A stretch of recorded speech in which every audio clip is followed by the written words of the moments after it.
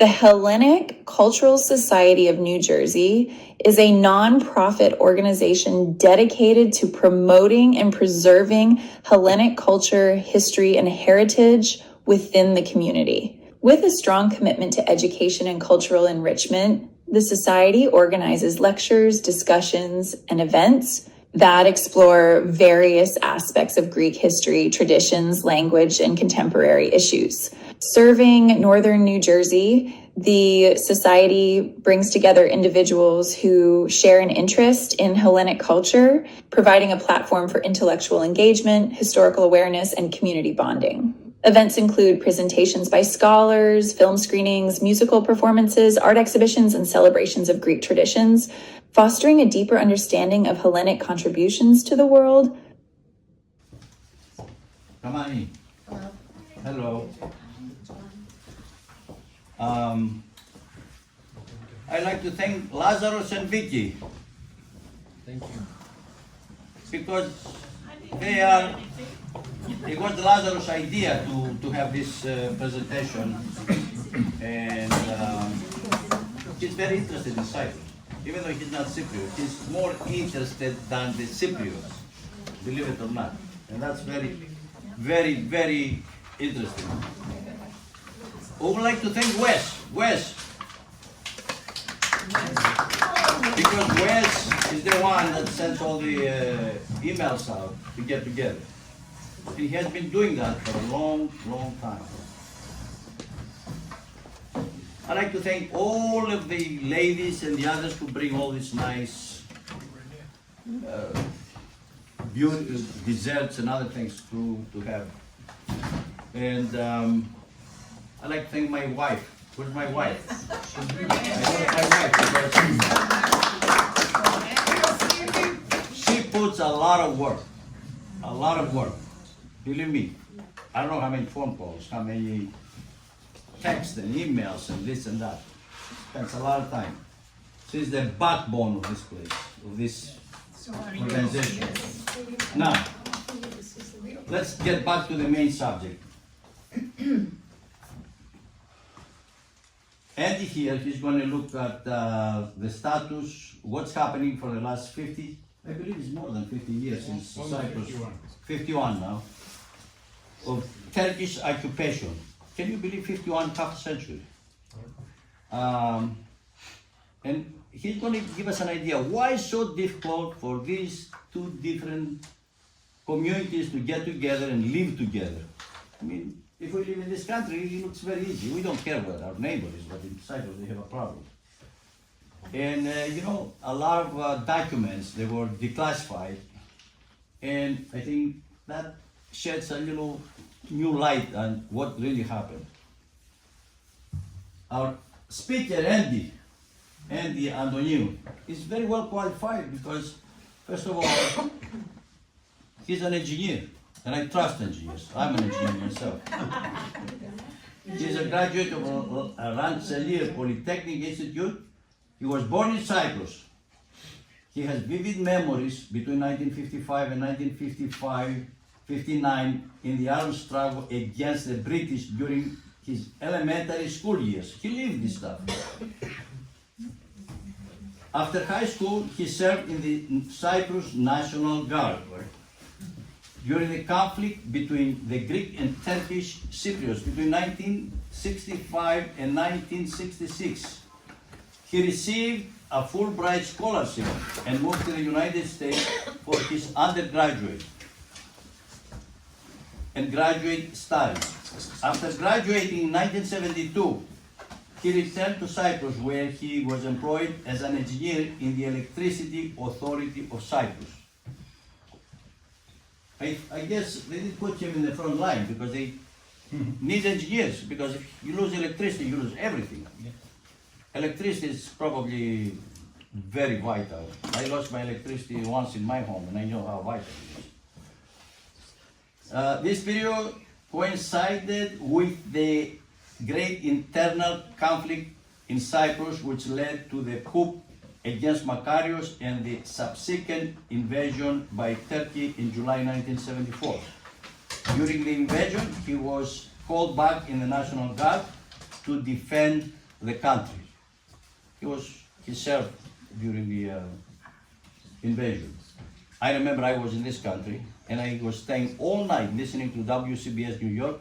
I was in this country, I was not in Greece. I was here 4 years. And I was listening all night what's happening, because they were drafting in Greece. So very, very important time in our lives. Andy. So Andy is going to start the presentation. Okay. Thank you, Andy. Thank you. Thank you, Kallisperas. To talk about the Cyprus problem, we need to take a quick look at the history and the geography, because that's the basis of all the evils that are happening throughout the centuries. The Cyprus flag, by the way, very interesting. It's the only flag that was designed by our enemy. What does this mean? When the British left in 1959, they gave us a constitution. They wrote a constitution. They made an agreement with Greece and Turkey, a treaty. We had to obey the treaties and establish a new republic, and they gave us a flag. And the flag was a white flag with a K in gold. A K. They figured, the reasoning was that Cyprus, Kypros, starts with a K in Greek, in Turkish is Kybris, K, so both of them are going to like it, the Turks and the Greeks, and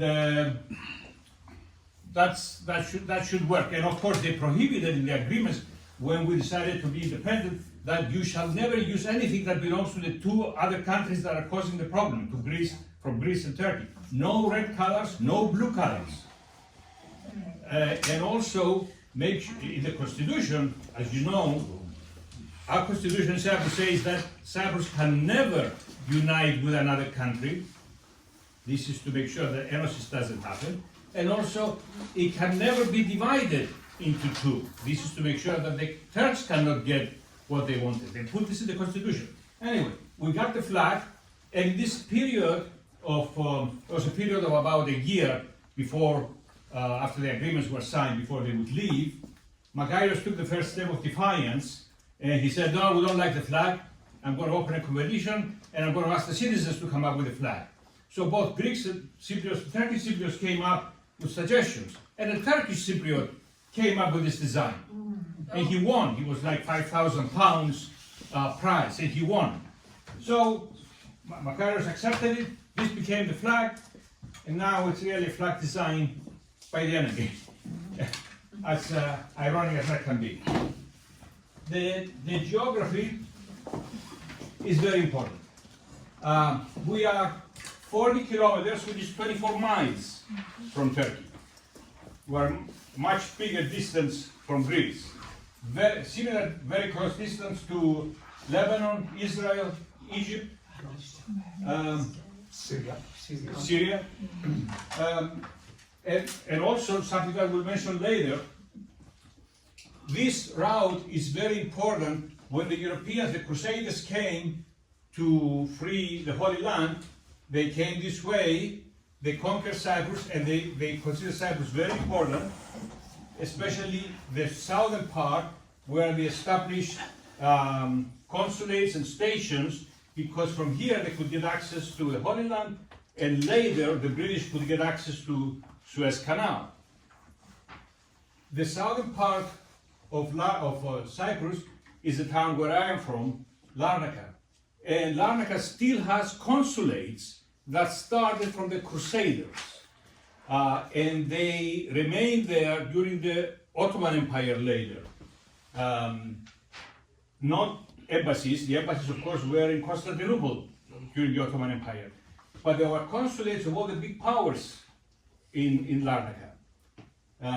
Very interesting, we'll see a connection between these and the Metropolitan Museum of Art in New York. Why there's a connection, very interesting. And also we'll see how hundreds of Cypriots were saved by these consulates during the Ottoman Empire.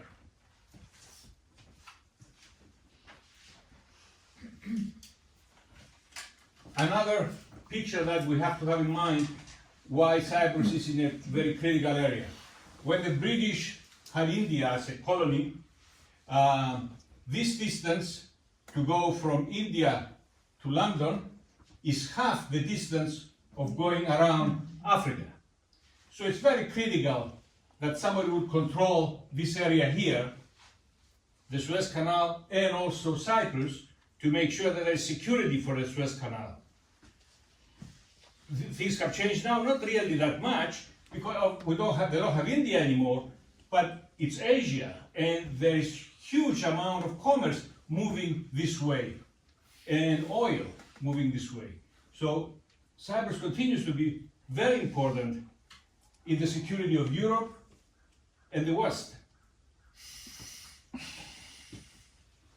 So quick picture, where are we now? Right now, we have this situation in Cyprus. We have, if you can believe that, we have 4 de facto jurisdictions. In effect, there are 4 authorities that can act in Cyprus. First is the Republic of Cyprus, which has the southern part of the island. The northern part, 38%, is occupied by Turkey. And this is the Republic of Cyprus. This is recognized by all the countries of the world, except Turkey.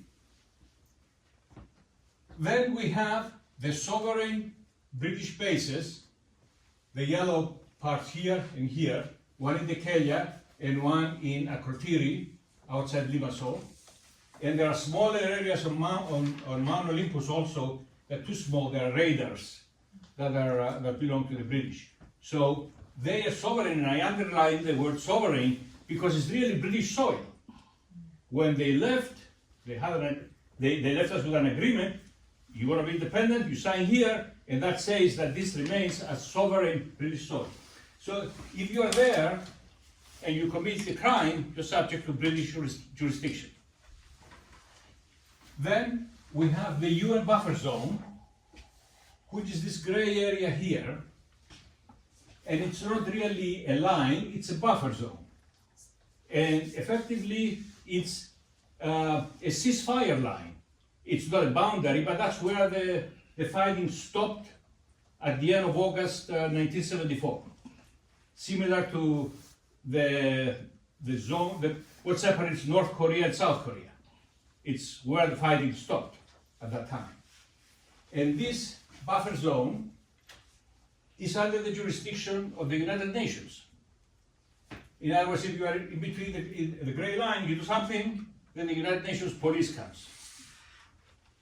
And finally, we have the so-called, we say so-called, because it's not recognized by anybody except Turkey, the Republic of Northern Cyprus. They declared themselves independent in the 1980s. So, one of the very few countries, I guess, there are 4 jurisdictions in one country. Now, when Cyprus joined the European Union in 2004, the European Union included the whole of Cyprus in the European Union, everything. But they recognize, they say in their statements, that at this time there is no jurisdiction in certain areas.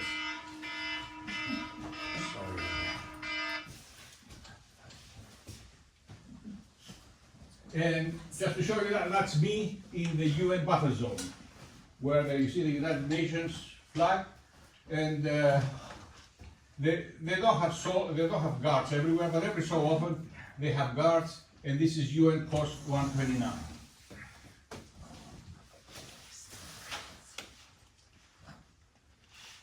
Quick history to see where we started and where we are now. The beginning of history, Cyprus starts 1600 BC, and the Achaeans, the Achei, came to Cyprus. They settled in Cyprus, and they established what was prevalent at that time, city-states. And they had kings. At some point there were, I believe, 7 kingdoms in Cyprus. So that lasted several years, and from that time, Cyprus became Greek. Throughout all the conquerors that we'll see later, it remained Greek. And you realize the tragedy of the 1974 invasion when they forcibly removed Greek population is from the year 1600 BC that there were Greeks living in the northern part of Cyprus, and by force they were removed in 1974, over 3,500 years after they were there. 3,500 years. It's remarkable. It's a remarkable event, similar to what happened to Asia Minor in 1922. So the Achaeans ruled on their own Cyprus for 550 years, until the year 1050 when the Phoenicians came. The Phoenicians, as you know, came from the Levant, which is today Lebanon.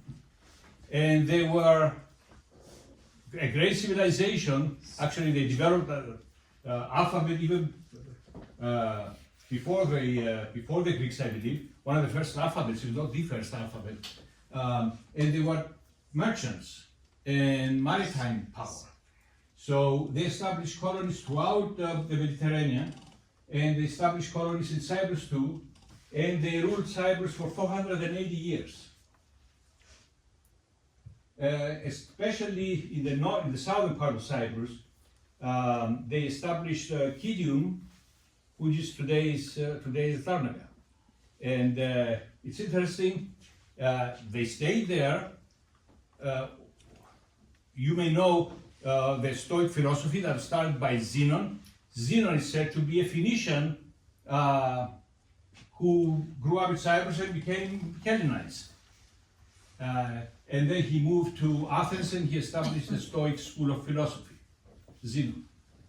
And if you go to Larnaca today, you will see a statue of Zenon from those days. Then the Egyptians came, the pharaohs. That was inevitable, they were so close also. And that lasted 25 years. And then the Persians, the nemesis of the Greeks. They came, they tried to conquer Greece. They certainly conquered Cyprus much easier than they could with Greece. We know what happened. We're not going to go through the history with Greece, but it's an interesting events developed at that time, which have parallel with what happened many years later. We know that eventually the Greeks defeated the Persians. The final battle was at the Marathon, where they had a decisive victory. And the general that led the Greeks at Marathon was Miltiades, General Miltiades, the great-grandfather of Mike, I believe.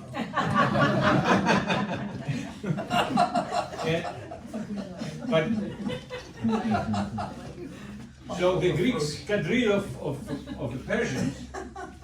General Miltiades had a son called Kimon, who became a great general also.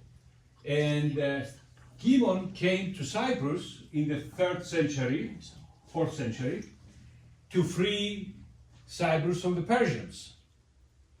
I grew up with, let me show you this, with a statue of Kimon, because he came to free Cyprus, the 4th century BC, from an enemy when Cyprus was part of the British Empire. In the 1920s, the people from Larnaca erected this statue to show the British that we expect something like this to happen now too. We expect Greece to come and free us. That was the symbolism, that was why they erected this. And the statue is still there. And if you read underneath, it says, Kimon o Αθηναίος και νεκρός ενίκα.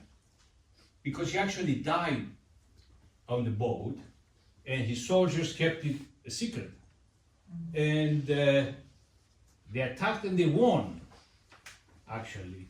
but there was a problem. They didn't have enough power to land and get rid of the Persians on land. Even though they were great navy power, they couldn't free Cyprus. So they didn't tell us the whole story actually when we learned it at school, because they stopped that we won, yes, but you couldn't really get rid of the Persians. It highlights the problem that Greece cannot, even in those days, cannot act effectively so many miles away, and it's a sad thing because many years later, in 1974, Karamanlis, when he came, when the junta fell, and they brought him from France to take over the government, and they were begging him to do something about Cyprus, he said this quotation, which is on record, "Λυπούμε, αλλά η Κύπρος κοίται μακράν." In other words, yeah. Nothing you can do, and if you try to do, we're going to lose other islands. So, you see, there's something, you learn a lot in history. One event is 2,500 years apart from another event, and yet they are very similar in what happened. And these are lessons to be learned.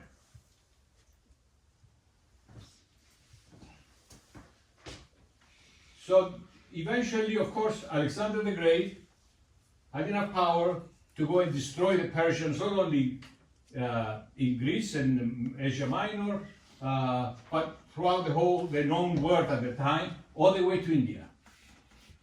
So Cyprus became part of Alexander's empire, but as we know, he died at age 33, and then the whole empire was divided among his generals, and Cyprus ended up being under Ptolemy, who was in charge, who took Egypt and what is today Israel and Lebanon and Cyprus. And so now we're under, Cyprus became Hellenistic. This is the Hellenistic period, and it thrived during that period. And if you go to Cyprus, you'll see a lot of antiquities from this period, ancient theaters and temples, etc. During the Hellenistic period. Then the Romans came, and again Cyprus thrived under the Romans. And there is a lot of history of Cyprus during the Romans, because St. Paul came to Cyprus during that period. On his way to Europe, he came to Cyprus, and he converted for the first time a Roman consul to Christianity. And it's believed to be the first ever Roman official that was converted to Christianity. And but they chased him out of Cyprus, actually. And if you go to Paphos today, there's a column where they tie him on the column, and they gave him 40 paramia. Do we remember that? 39 lashes, 40 paramia. And you know why it's 40 paramia? Because in the Jewish law, in the Deuteronomy, there are certain crimes that are named, and if you commit these crimes, you get no more than 40 lashes. So when they would sentence somebody to whipping, to make sure they don't violate the Jewish law, they would say, make sure, give him 39, just to make sure we don't we don't make a mistake and we'll have the Jews after us that we violated the law. So that's why even today say, μην κάνεις τίποτε, θα φας 40 παραμία. So that's history, and it's interesting.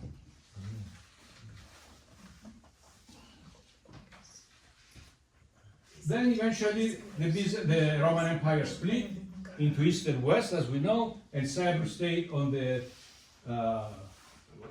Eastern Byzantine Empire, Roman Empire, which became the Byzantine Empire. A lot of history, a lot of development, and Cyprus thrived during, especially the first part of the Byzantine Empire.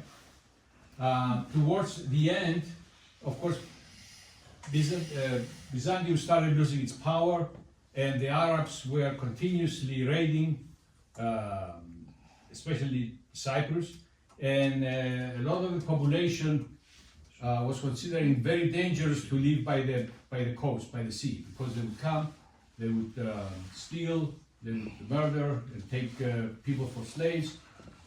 So at that time, a lot of people moved to the mountains. That's why if you go to Cyprus now, you see an unusual high concentration of villages in the mountains, and very few people chose to live by the sea. Now, of course, the sea has developed in the last, but this is the reason. All the raids that were happening from people, or enemies from the sea.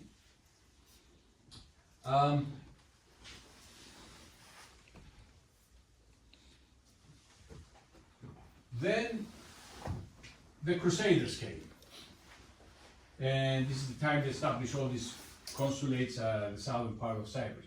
The Crusaders came, and the first conqueror was was Lusignan, which is a French family. It's a noble dynasty that took Cyprus and ruled for nearly 300 years. And there are many castles in Cyprus now left from that period. Then Cyprus went to the Venetians. The Venetians ruled Cyprus for 82 years, and this is a period where there was big fights and big friction between the Catholic and the Orthodox Church in Cyprus. The Catholic Church, by force, took over the churches and converted them to Catholic churches, and they forced the Orthodox bishops to leave. So all the big towns which are around Cyprus, they installed Catholic bishops, and the Orthodox bishops went on the mountains. Some important churches, they took and they converted them to Catholic. One important church is the Church of St. Lazarus, which, as you may have heard the story, when St. Lazarus was resurrected, he left. Lazarus could not be found to. Yes. It was me.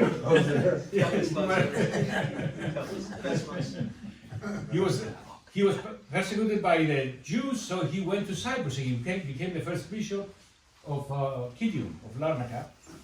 And when he died there the second time, he was buried there, and a church was established where he was buried. That church burned. It was destroyed in the year 900. So the Byzantines, specifically Emperor Oleonos Sophos, gave money and sent architects to build Agios Lazaros, and that church exists today. So, but when the Crusaders came, such an important church, they converted it to Catholic. So if you go to that church today, you'll see it's a Byzantine church, but the belfry is totally Catholic. You see the Catholic insignia and all the symbols of the Pope and everything. And it became for a few centuries Catholic. Later, when the Turks came, they went after all the Catholics. They almost exterminated them, and they forced them to give the churches back to the Orthodox. Actually, there was a transition period. In some cases, like St. Lazarus, they agreed with the Catholics that half of the church would be Catholic and half of the church would be Orthodox. And they have two altars and two pillars, and which exist up to even today. You can actually see two altars if you go behind the iconostasio. One Catholic and one Orthodox.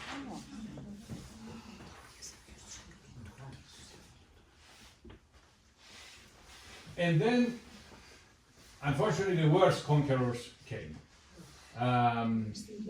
The Ottomans. Quite a few years after they occupied Constantinople and the rest of Greece, they only came to Cyprus in 1571. But it was very bloody, a lot of battles, and they decimated Cyprus. It was a major catastrophe. The last standing fort was Famagusta, where there was a siege for 1 year. And of course, if a town is surrounded for a whole year without water and without food, they ate the mice and everything else that they could find. And then the Venetians were, of course, they were running the defense. They surrendered with the agreement that they would be allowed to get out and go to Venice. The Turks agreed, but they never kept their promise. As soon as they got in, they killed them all. So it was a bad start, one of the worst periods, and continued to be horrible for the economy. The population of Cyprus came down to 80,000 during that period. So throughout the history, we go from the 1600s that we saw at the beginning to these to almost 3,000 years later. This is the worst period in history. The economy was nothing. Literally, literacy was down to nothing. Schools were closed. Yes. By Andy, was this caused by the Turks or by the Venetians? Well, the Venetians were not that great because they had the feudal system. Everybody was a slave, really. They had, but I think they didn't. There was some kind of law with the Ottoman Empire. The executive authority, the legislative authority, and the judicial authority was one. Right. It wasn't like this with the Venetians. The Venetians, believe it or not, Venice was a republic. Yes. I'm not saying that they had democratic administrations in their colonies, but they were better than the Ottomans. Yeah, but who caused, basically what I'm asking, who caused the population decline? Was the Ottomans or the Venetians? The Ottomans. The Ottomans. Yeah. Cyprus, during the Venetians, Cyprus was exporting wine. The Kumandaria, you know, the Cypriot Kumandaria Right. is from those times. And they were exporting it, and Cyprus was very good in producing wine. With the Ottomans, that's prohibited in the Quran. Production of wine is not allowed. So they start producing wine secretly on the mountains. I mean, how much economy can you have like that? So I have a question. So Yeah. how, now was it that people left Cyprus Yeah. or they were just decimated, like they would just kill them all? Well, a little bit of everything, I guess. First of all, because there was so much hardship, the life expectancy was very low. And infant mortality was very high. Yeah. Population doesn't increase like that. There is no economy. Malaria, diseases. All sorts of diseases, yeah. Well, of course, we know that in 1821 there was a revolution in Greece, and before that, Philiki Ederia prepared for the revolution. Philiki Ederia, let me see this. Philiki Ederia came to Cyprus and talked to the Archbishop and the bishops, secretly, of course, and they agreed that they would support Philiki Ederia, but they were afraid that they wouldn't be able to get enough military power, but they agreed at least to help with money. So when the revolution started, the Cypriots were supplying, boats would come to Cyprus and they would get supplies from the Cypriots. Well, it didn't take too long before the Ottoman authorities found out that there was this was happening, and at that time, the governor of Cyprus, the governor was appointed by the Sultan, was a very bloodthirsty and brutal person called Küçük Mehmet, who was determined to suppress the revolution before it started. So what he did, the revolution in Greece started, in March. In July of 1821, he invited all the bishops and the archbishop and all the prouchontes, the leaders of the Greek Cypriot community, to discuss the problem with him. And it was a large number of people, hundreds. Some of them suspected there is something difficult about believing that. And many of them went, they left Cyprus if they could, or they went and hid in the consulates that we mentioned before. Sure enough, when he got everybody, he hung the archbishop and he beheaded everybody else. Hundreds of people. In the next few days, nobody knows for sure, but they estimate 400 people executed. And this continued. The only crime you could do is have money, because if you have money, then they suspect you can buy something that will help the revolution. So, and it's interesting. Recently, they knocked down some of these old buildings where were the consulates, and now they built hotels there. It's on the promenade of Larnaca. And they found that from the inside yards, they dug tunnels because they were close to the sea.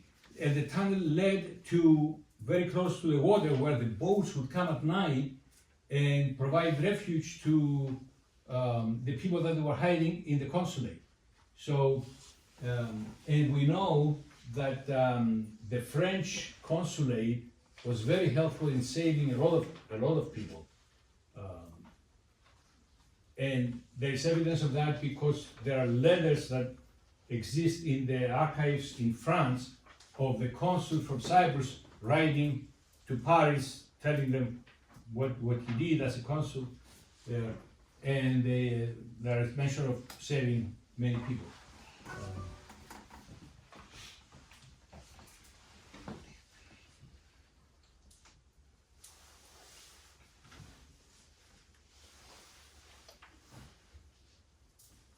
Then the British came in 1878, and it's the first time that the conqueror came without any bloodshed whatsoever. They just landed. But of course, Turkey and the Ottoman Empire rather was disintegrating. At 1878, they couldn't do anything, and Britain took it under administration. Well, that's a colony. They took it under administration. They said, we're going to administer Cyprus, and the Turks couldn't do anything about it.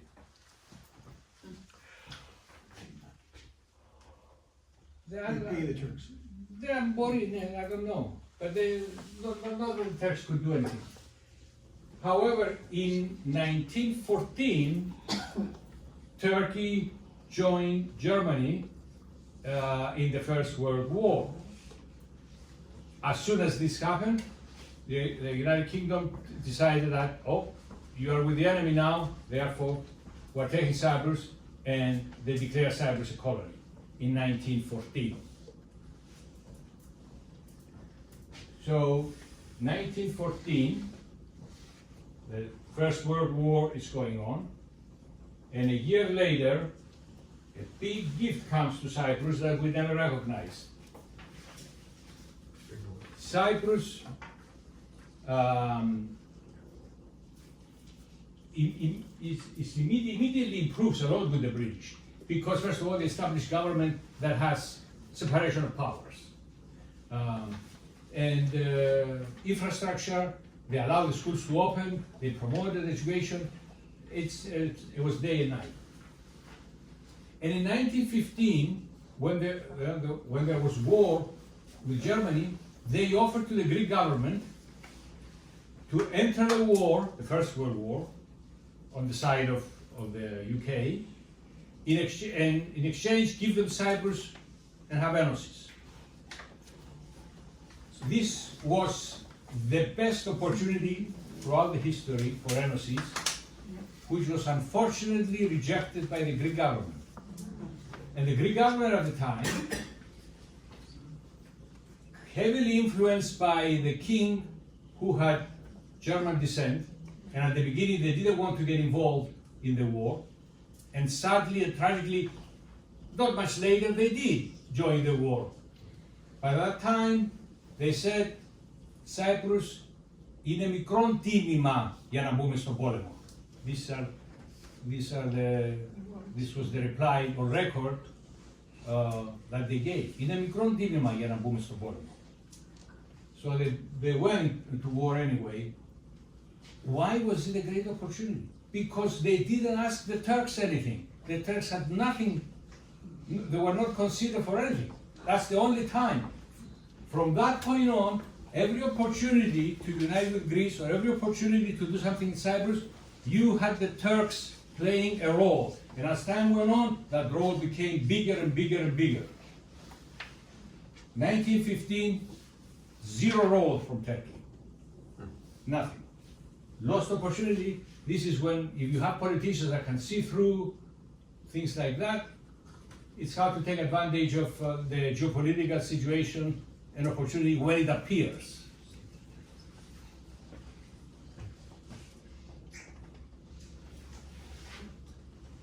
So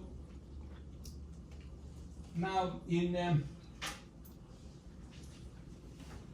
things improved a lot with the British, but there is one thing that didn't improve. The church lost its power in a way, because during the Ottoman Empire, the church was the representative of the people, and also it was higher than the people. They always had money. The monasteries were rich. With the establishment of the system under the British, Cyprus became sort of secular. There was no special position for the church that the church had. It was just a church. It didn't have any political power that it had under the Ottoman Empire, because they were representing people.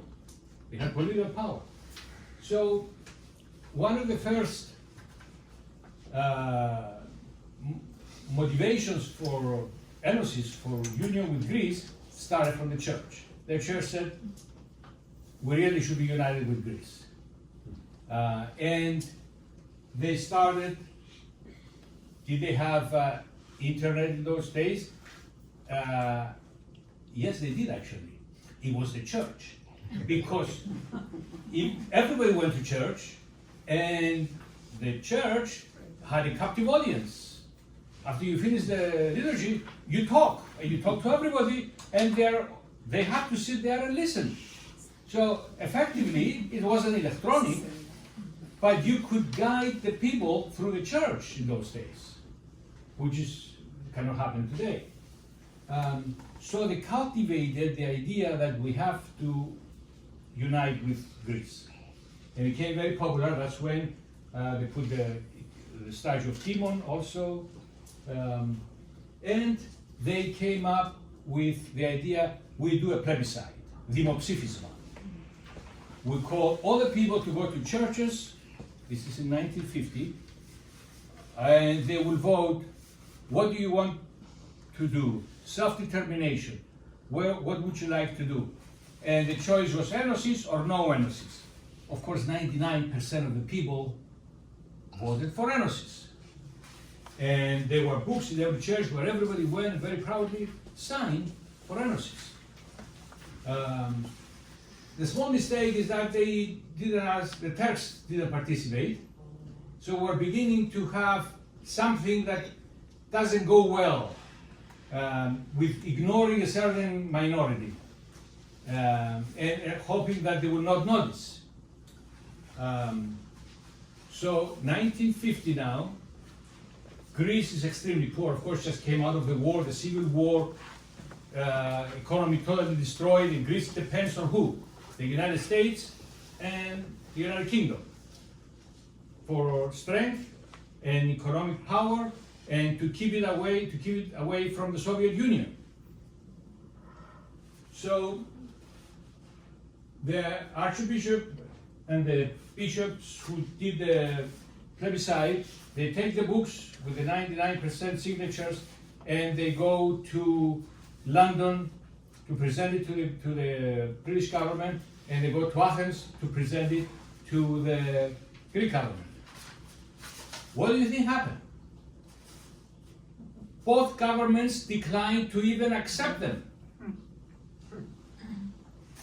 Now, this is not to be confused with the support that the Greek people always had for Enosis. The Greek people in Greece always supported Enosis 100%.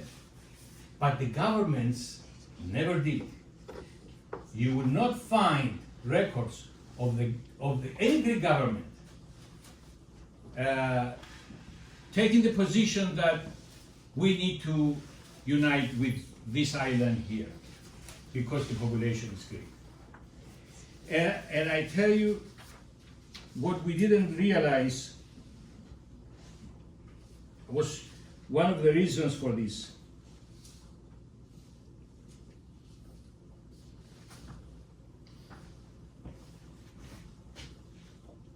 After they were declined and they didn't know what to do after we got 99% of the people wanting Enosis, and the governments don't even accept, they want to see us. So Makarios came to the decision that we have to start a revolution. We have to use violence. We have to use whatever means.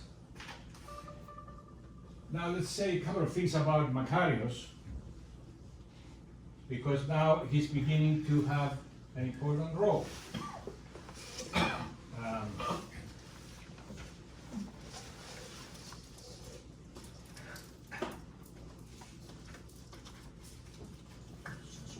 Yes, you.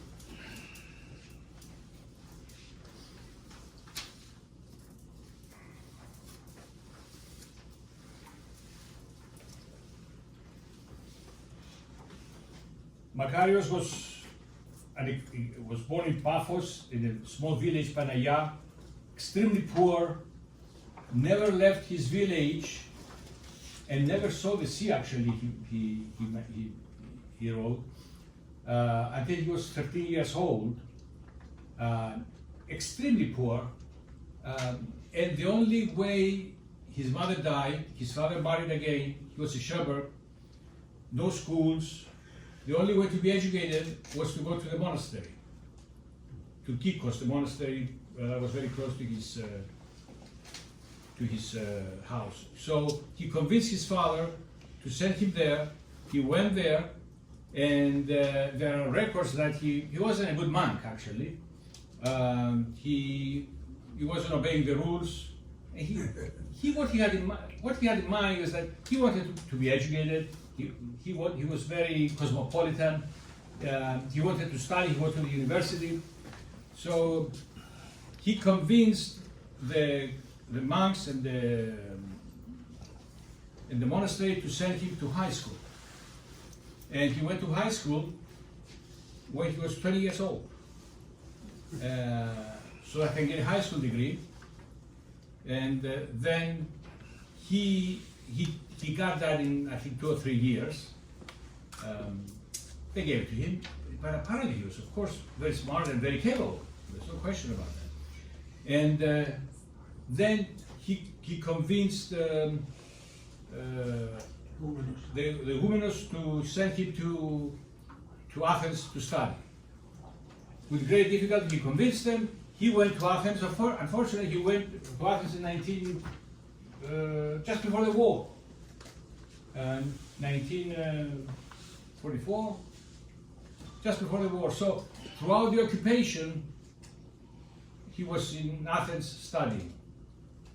And that's when he met Grivas. And that's when they developed a relationship. And Grivas was on the extreme right, he was Hittis. They developed a relationship which later he cultivated, and he convinced him to start a revolution in Cyprus. So, we'll have to skip some of this.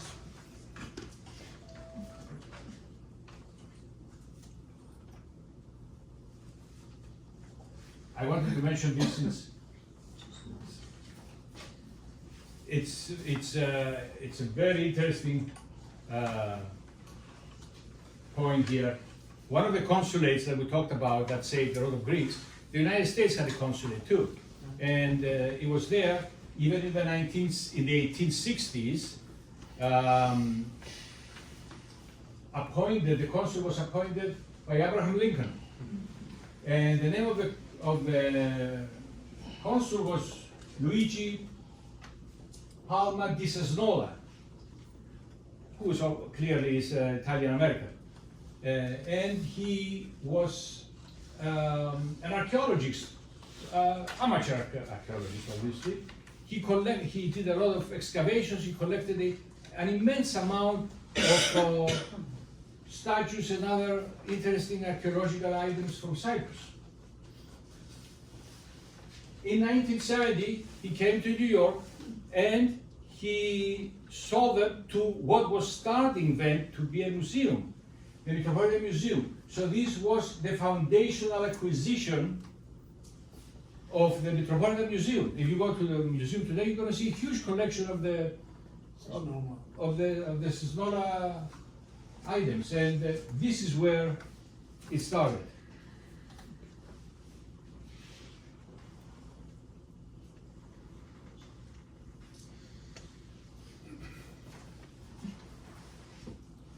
Okay, now what the British were there, the positions of the Greek Cypriots was, we want self-determination after the Athesis, which will give us the right to unite with Greece. And this was the goal of the OCA too, the organization during the upheaval. The Turkish Cypriots' official position was Taksim, as it is in Turkey, which is dichotomy or partition. The final agreement that we signed excluded both of these. It's in the Constitution. You cannot unite with another country, and you cannot separate your country into pieces. Yeah.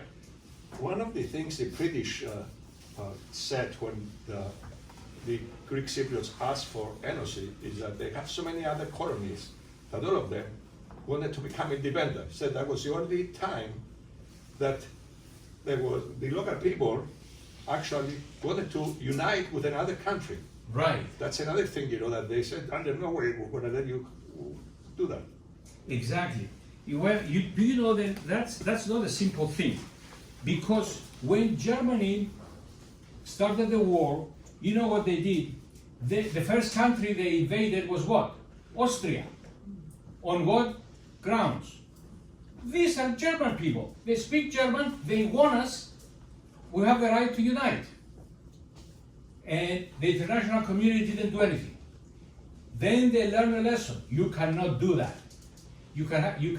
Countries can, just because they speak the same language, and they want us, or at least the majority wants us, it doesn't mean. And they put this, there's a charter, in the charter in the United Nations that prohibits that. A country cannot expand in another country just because that country has the same population, same ethnicity, or because they want us. And it's called the Anschluss in German, which means joining or connection. So it was anathema.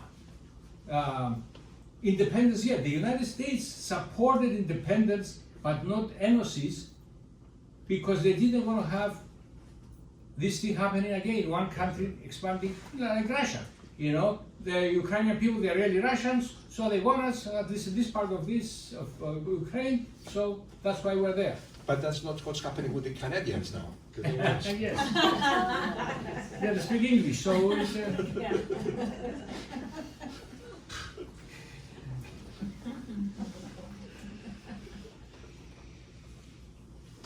So let's see, well, the independence of Cyprus was established through the London-Zurich agreements in 1959. And it was signed by the United Kingdom, Greece, Turkey, and the Cypriot community leaders. These treaties are very important to understand because this is what caused the invasion in 1974. We can skip this. These are the people who negotiated and made the Zurich-London agreement possible. By the way, Adnan Menderes, you recall, he was the Prime Minister of Turkey. He's the one that represented Turkey, and his plane crashed as they were going to London, and it was a miracle that he survived. But anyway, he survived and they signed the agreements. Then when he went to Turkey, and not too long after that, they arrested him for corruption and they hung him. They do that all the time. They just did. So the Republic was born. But let's see now what the Constitution said. And this is the signing of the agreement, Makarios. This was the last governor of Cyprus appointed by the Queen, Sir Hugh Foot, and this is Dr. Kuchuk. Dr. Kuchuk. He was a doctor. This is the official signing of the agreement. And these are the treaties that were signed. The treaty was signed by Greece, Turkey, and Cyprus. It specified the number of Greek and Turkish troops allowed to remain in Cyprus and included provisions for the formation of the Cypriot National Guard. And it established a small force, Eldik, Hellenic Dynamics Kipru, Turdik, Turkiki Dynamics Kipru. It was a few hundred soldiers.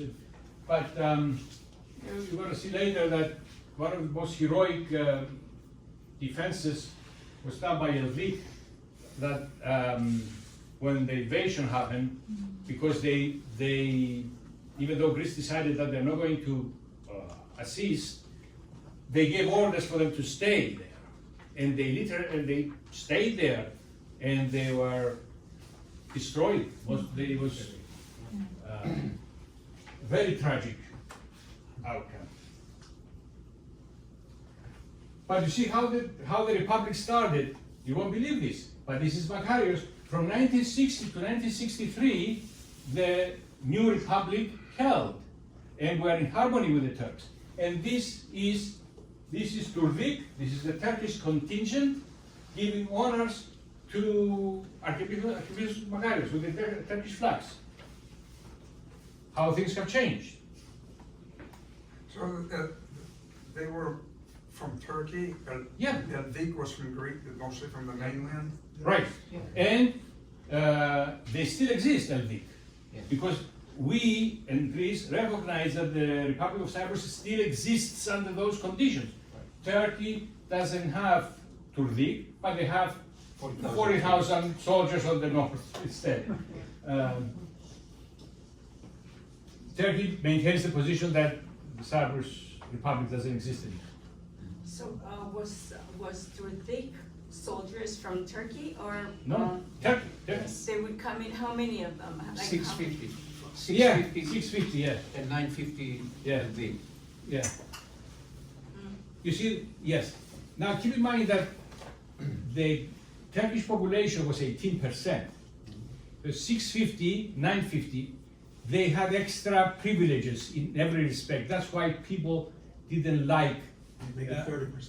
Yeah, it was in some areas were 30%. In I don't know, government Actually, employees they had The army was like 40-60. 40, The 60. army that was supposed to be formed, was 40-60. Everything else was 70-30. Right. And the government employees had a percentage that favored them. Of course, if you're going to have a minority or a federal system, pure democracy goes out the window. You cannot have exact democracy. It doesn't work. It's like here. Why does Wyoming, with 500,000 population, have 2 senators? California with 39 million. Sorry, Wyoming 500,000. California 39 million. They both have 2 senators. It's not democratic, but if you want to hold a federal system together, you have to work with things like that. But we didn't like it.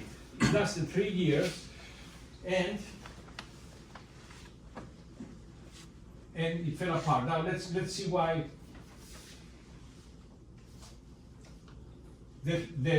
Also the Constitution provided for guarantor powers. The United Kingdom, Turkey, and Greece were guarantor powers. They guaranteed the Constitution, and they had the right to intervene if the Constitution is overthrown. Greece, Turkey, and the United Kingdom recognized and guaranteed the independence, territorial integrity, and security of Cyprus, as well as the state of affairs established by the basic articles of the Constitution. This Article 4 is very crucial. It stated that in the event of a breach of the provisions of the treaty, the guarantor powers, Greece, Turkey, and the United Kingdom, would consult together to determine the necessary measures to ensure observance of the treaty. If common or concerted action was not possible, each guarantor power reserved the right to take unilateral action with the sole aim of re-establishing the state of affairs. That's dangerous. This, in other words, they have to consult together. If they don't agree, they have the right, each one of them, to intervene. That's what it says.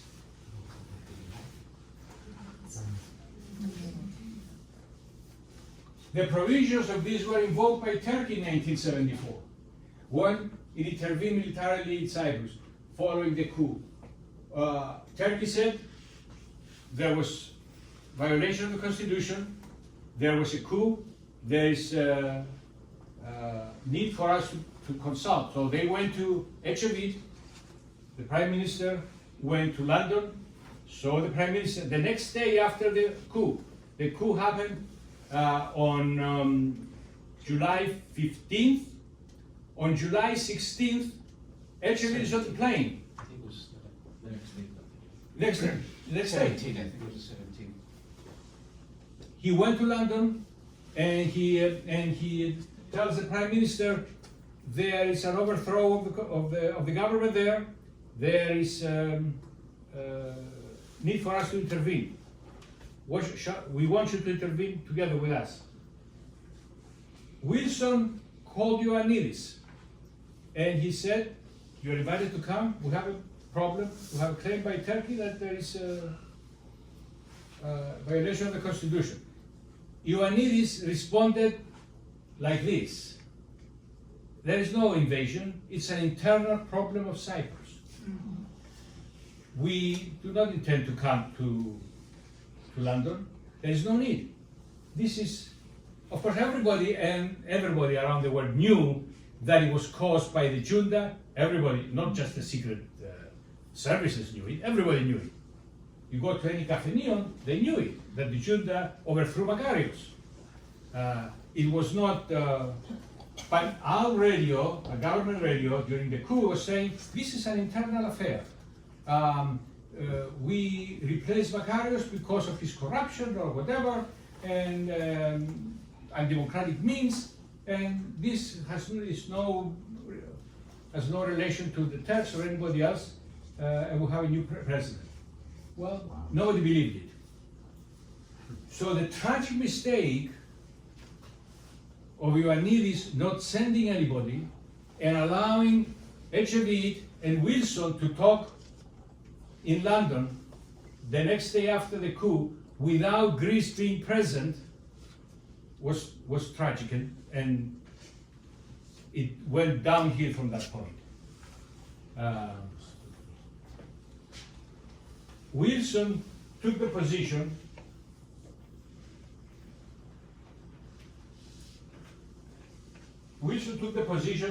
that we will not intervene militarily, but we will open our bases for humanitarian reasons and food and things like that. So they did not want to intervene, and they saved Makarios. Now we have to say that what happened there. The coup. We talked about the 1915 lost opportunity for heresies.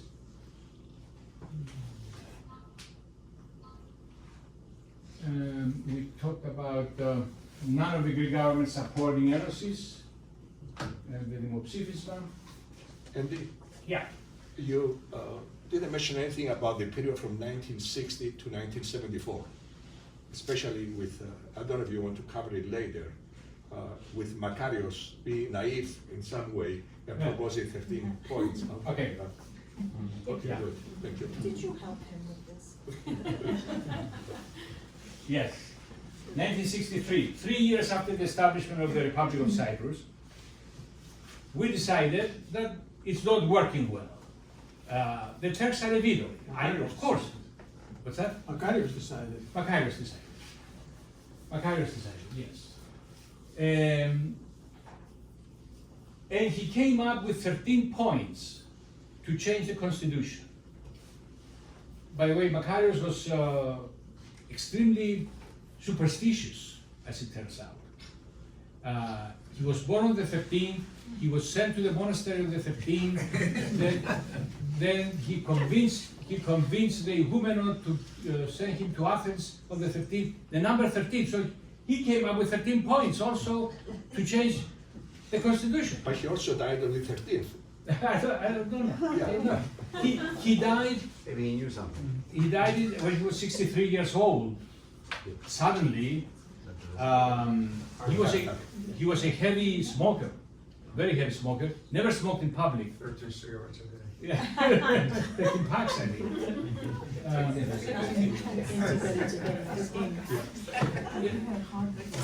So he proposed 13 points.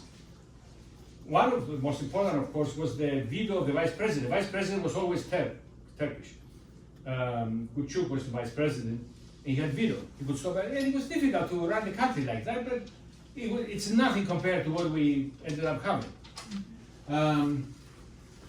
The Turks objected to this, and they left the government. They had, I don't know how many ministers, how many members of parliament, they all left. So now the government was left being run by Greek Cypriots only. Turkey immediately took the position that the constitution is violated again because there are no Turks. You force them out because you want to change with 13 points. So we'll see what happened after that. The Turkish left, the Turkish Cypriots departed from the government, and fighting erupted between the communities for the first time in towns. Every place there was a Turkish neighborhood, they started shooting at each other. The Greeks and the Turks. Some background information is that Turkey has formed an organization called TMT. Yeah. That started, I think, in the 50s when Oga was there. Yeah. And they started bringing arms secretly to Yeah. Cyprus to get the Turk Cypriots ready Right. in case there was some problems there. Yeah, we didn't mention that.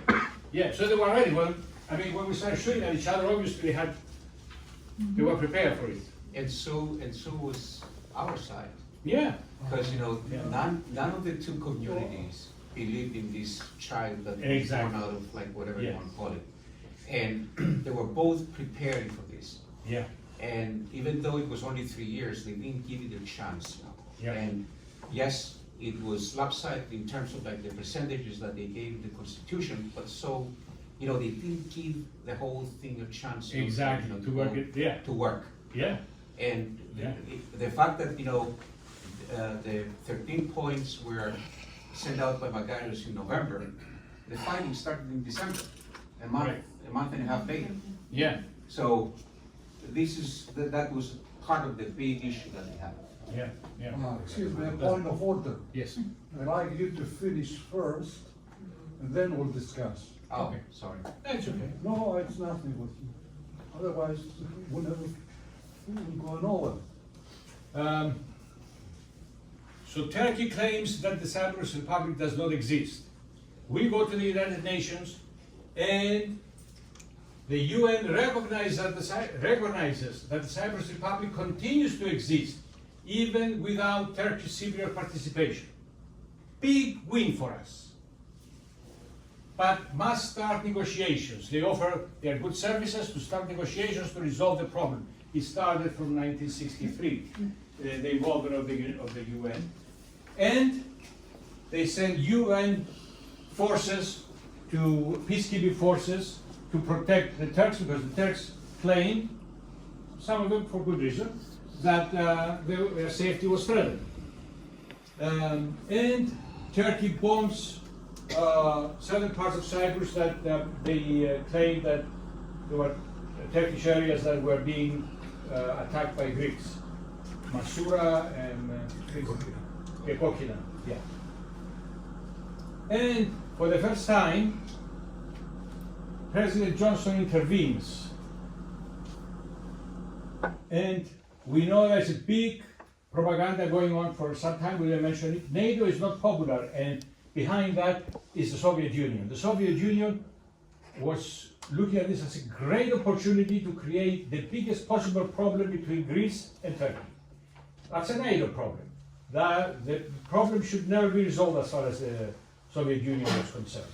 So they did everything possible to instigate perpetuation of the problem.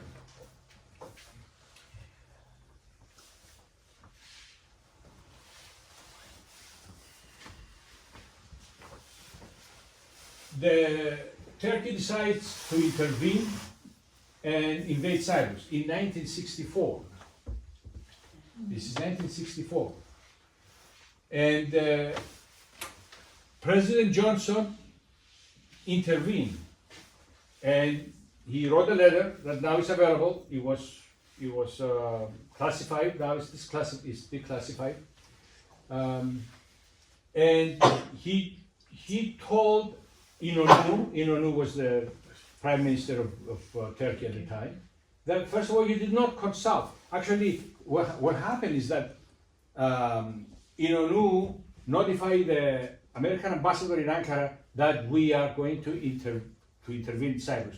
We are preparing for invasion, secretly. The ambassador said, please give me 24 hours to inform my government. This is in the records now that became declassified.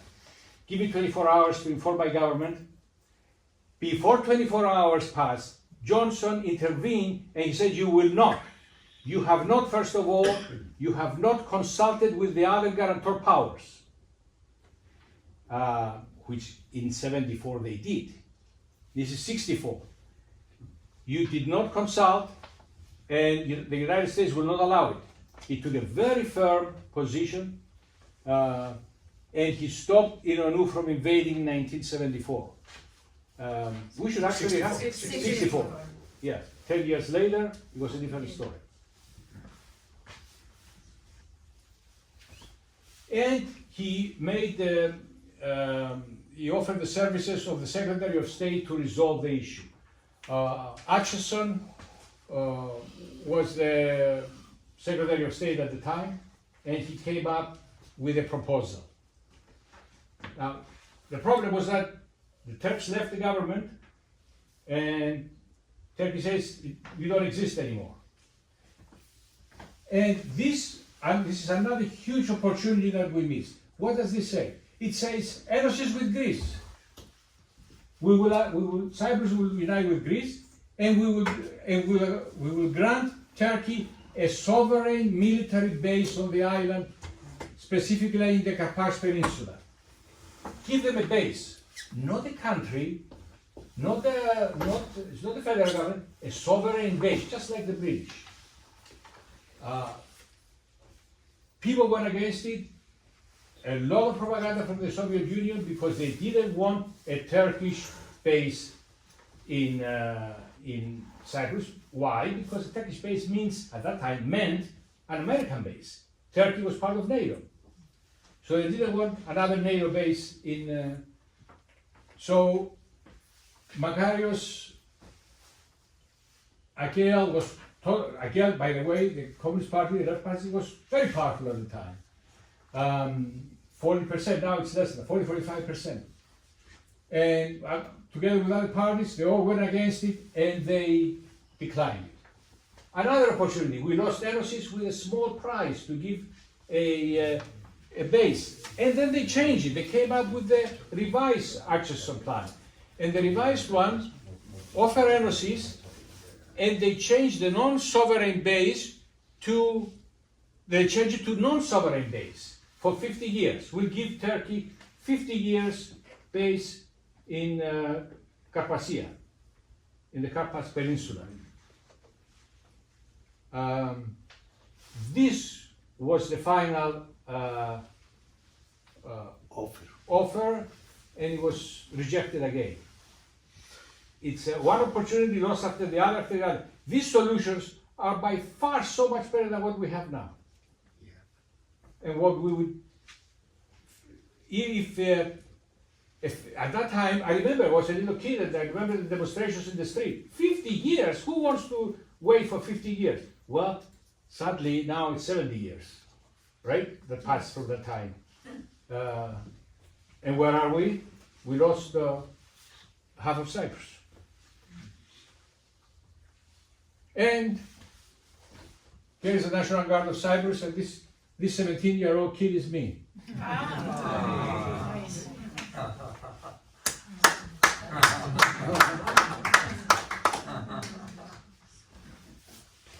So yeah, sadly in 2025 today, 60 years after the Acheson plan, we rejected all UN plus now, and we want to, well, at the time, the thinking was we do not want NATO solutions. We don't want solutions from the United States, from the UK. Why? They are imperialist solutions. They are terrible solutions. It was the propaganda of the 1960s and 70s. Anything that came from the United States was not acceptable. It's imperialistic. And the Soviet Union was very effective in their propaganda on this. And they tried to move from NATO to the UN. We want the UN to give us a solution. Because we thought, since we're right, the UN is a very fair organization, and they're going to give us what we want, because it's justice. Very naive, of course, because the UN has zero power to do anything. It can issue ψηφίσματα, but they don't mean anything. So they push to go from NATO and US and UK solutions to UN solutions. So now we start a series of UN solutions after that, which of course ended up, after many versions, to the Annan plan, which we rejected, unfortunately, also.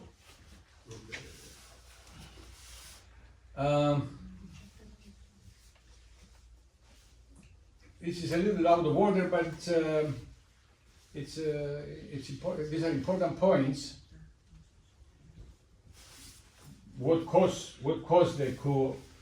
The final letter that Ioannidis sent, that was sent from Makarios to Ioannidis, demanding the removal of the Greek troops from Cyprus, because he had information, he was right, that the Greek troops were organizing the coup against him.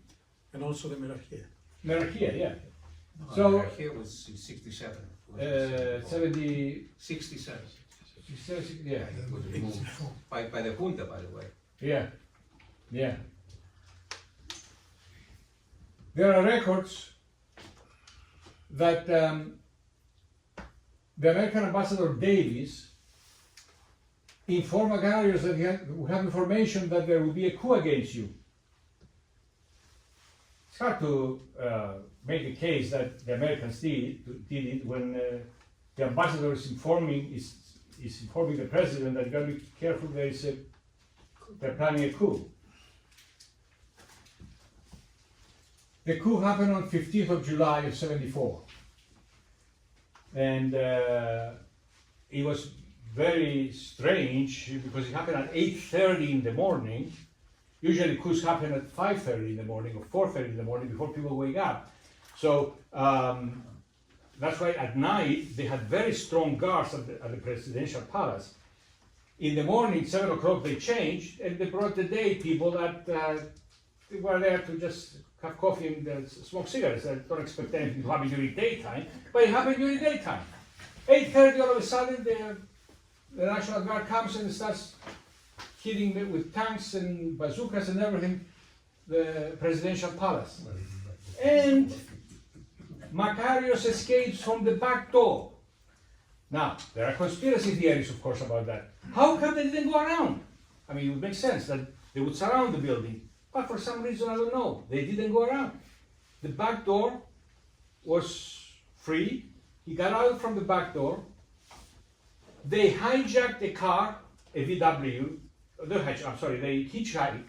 They stopped the car, and he identified himself, and he said, "Take me to Paphos." Paphos was the most pro-Makarios area of Cyprus, because he was from Paphos.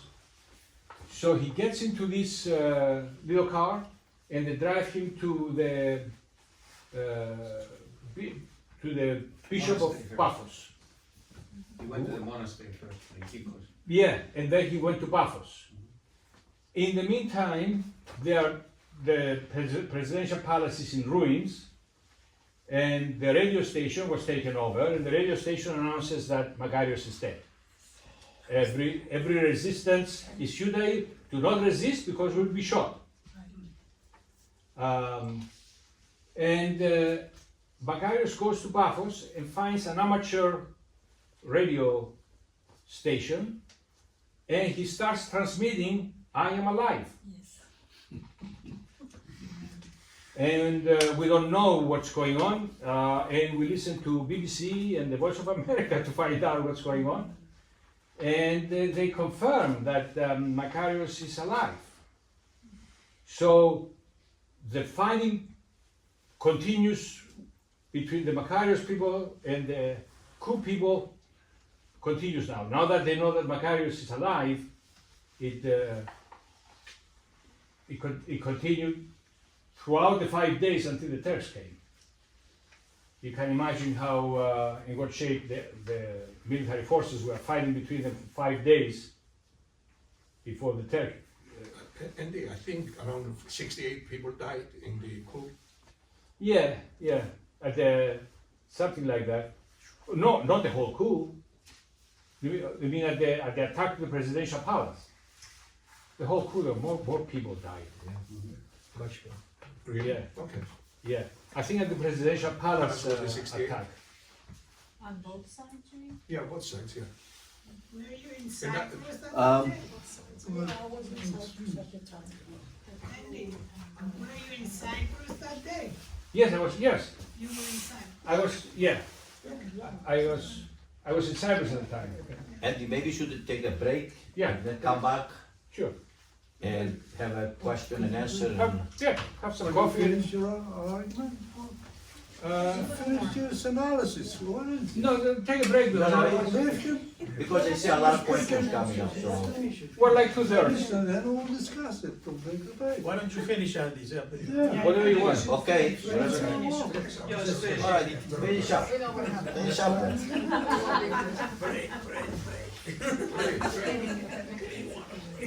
Finish your work. Okay. Makarios declared dead by the junta, and he escapes to Paphos, where he communicates with the British forces, and he's asking them for help, and they respond. They take him, which is a short distance, they took him to the Episcopi military base. And he's asking to go to London to speak to the Prime Minister Wilson, and then go to New York to speak to the United Nations. So they fly him to Malta first with a military plane, because they didn't have the means to take him to London directly, I guess. And then from Malta, he gets a commercial airliner and goes to London. And that is where he, I thought I would insert this because I was in Cyprus and I felt like this at the time. I don't know if you read the book Catch-22. It was very popular when I was going to college with the Vietnam War, and you recall the central theme there. This guy Yossarian defines his enemy simply as anyone who is trying to kill me. Anyone who's trying to kill me is my enemy, of course. So I have two enemies. He was American fighting in Italy against the Nazis. The Nazis are my enemy, but also my officers are so stupid. They're so they ask me to do such stupid things that they're going to cause my death. So they're my enemy too. So he has two enemies, and if you are probably most wars are like this. It's not just that, but I felt like that sometimes because there's a coup here. We're fighting between us, and the Turks are ready to invade. How many enemies do we have? There's certainly more than one. We're going to be killed from both sides. I thought that was very fitting there. Back to what happened in London when Makarios goes to London. We talked about that. It's very important because unfortunately they gave the opportunity to the Turks to invade legitimately, but not stay in Cyprus. Yes, the treaty gave them the right to invade, but to restore constitutional order, not to permanently destroy it. And this is what they did. But it was very naive to allow them to invade. Ioannidis should have gone to London right away and start conversations. Let the negotiations last forever. That would have gotten to something better than this. So Ioannidis refuses to go to delegation. Now there are records also that Kissinger is calling Wilson to find out what's going on. The theory is that Kissinger was behind all this. Don't really have much support from records that were declassified, because he was trying to get information from Wilson.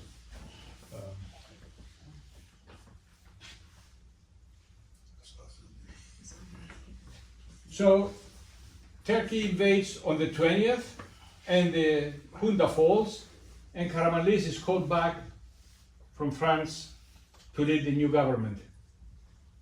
But Makarios also invited the Turks from the United Nations. Then he goes to the United Nations, yes. Yeah, but the Turks have already left, Turkey by Yeah, then, so they were not waiting for it was his a invitation, stupid, of course. a stupid speech, don't get Yeah. me wrong, but to say that, he invited them, No. it was like, Yeah, they were not waiting for his invitation, but Also, there is a theory that the Turks were preparing a long time before they did the invasion, because logistically they couldn't in 5 days, between July 15th and July 20th, to get ready and invade. right. Oh yeah, they were prepared. This is invasion. Just wanted to show you that some of the iconic pictures. These were like prisoners of war, Greek Cypriot prisoners. They have been identified by their families. They are there, therefore they were arrested alive. They never came back.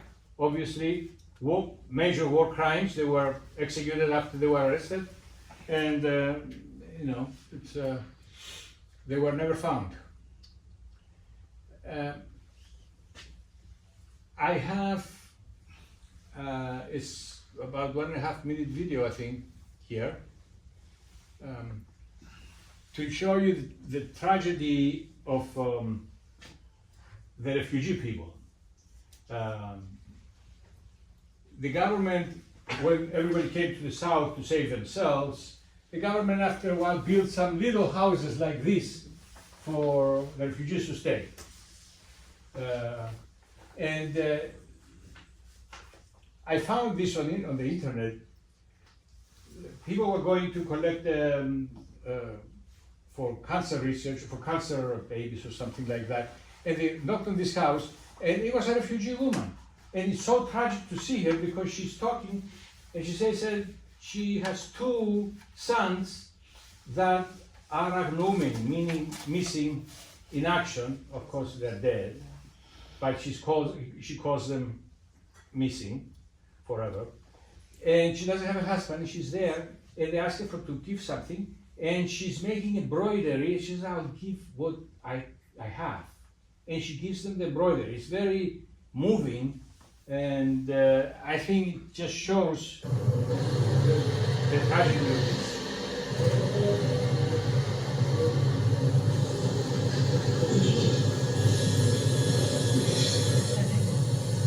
Θεωρία ανάπηρα τα μωρά δεν μπορούν να δουλέψουν. Δεν τα δύο. Δεν τραγουδιά για να το πω, διότι τούτο. Όλη μου την ευχαρίστηση να τραγουδιά για να εγώ 100 λίρες. Μαγκράτω. Εγώ και ο παιδιά αγνοούμενα. Σας είπα τέλος.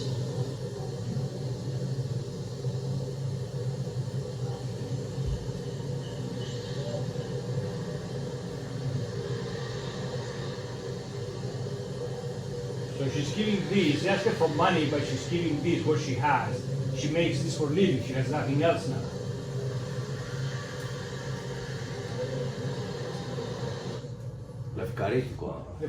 Which is worth money. That's what she had. This is in 1996. They went to ask for donation, and then after they realized what she was doing, they brought a photographer with a video, and he videoed the whole thing, because it was remarkable. Of course, by now she's probably dead, which brings us to the other bigger problem. The time is not on our side. Most of the refugees are already dead after 50 years. Only the people who are statistically under 20 years old or 30 years old are alive, and they don't have too many memories from over 50 years ago. So that's why a bad solution now is better than no solution. After all the refugees are gone. Okay. Okay. Take a break? Take a break. Take a break. All right, take a break. Andrea, thank you. It was beautiful. Then we can come back after the break and ask questions. How many minutes break? I'm sorry? 5 minutes, 10 minutes? 10 minutes. 10 minutes, right?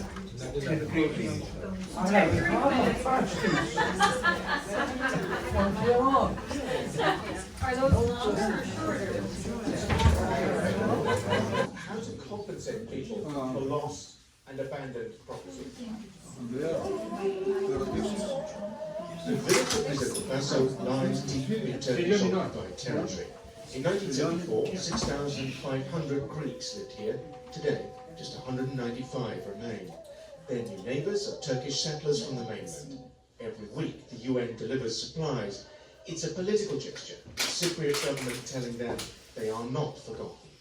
It's just one example of thousands of disputes that need to be solved. After 40 years, many people on both sides say they can work together, but getting their politicians to cut a deal will be very hard. Simon McGregor Wood, Al Jazeera, Cyprus. Get ready to defy expectations. Can you do me a favor? Sure.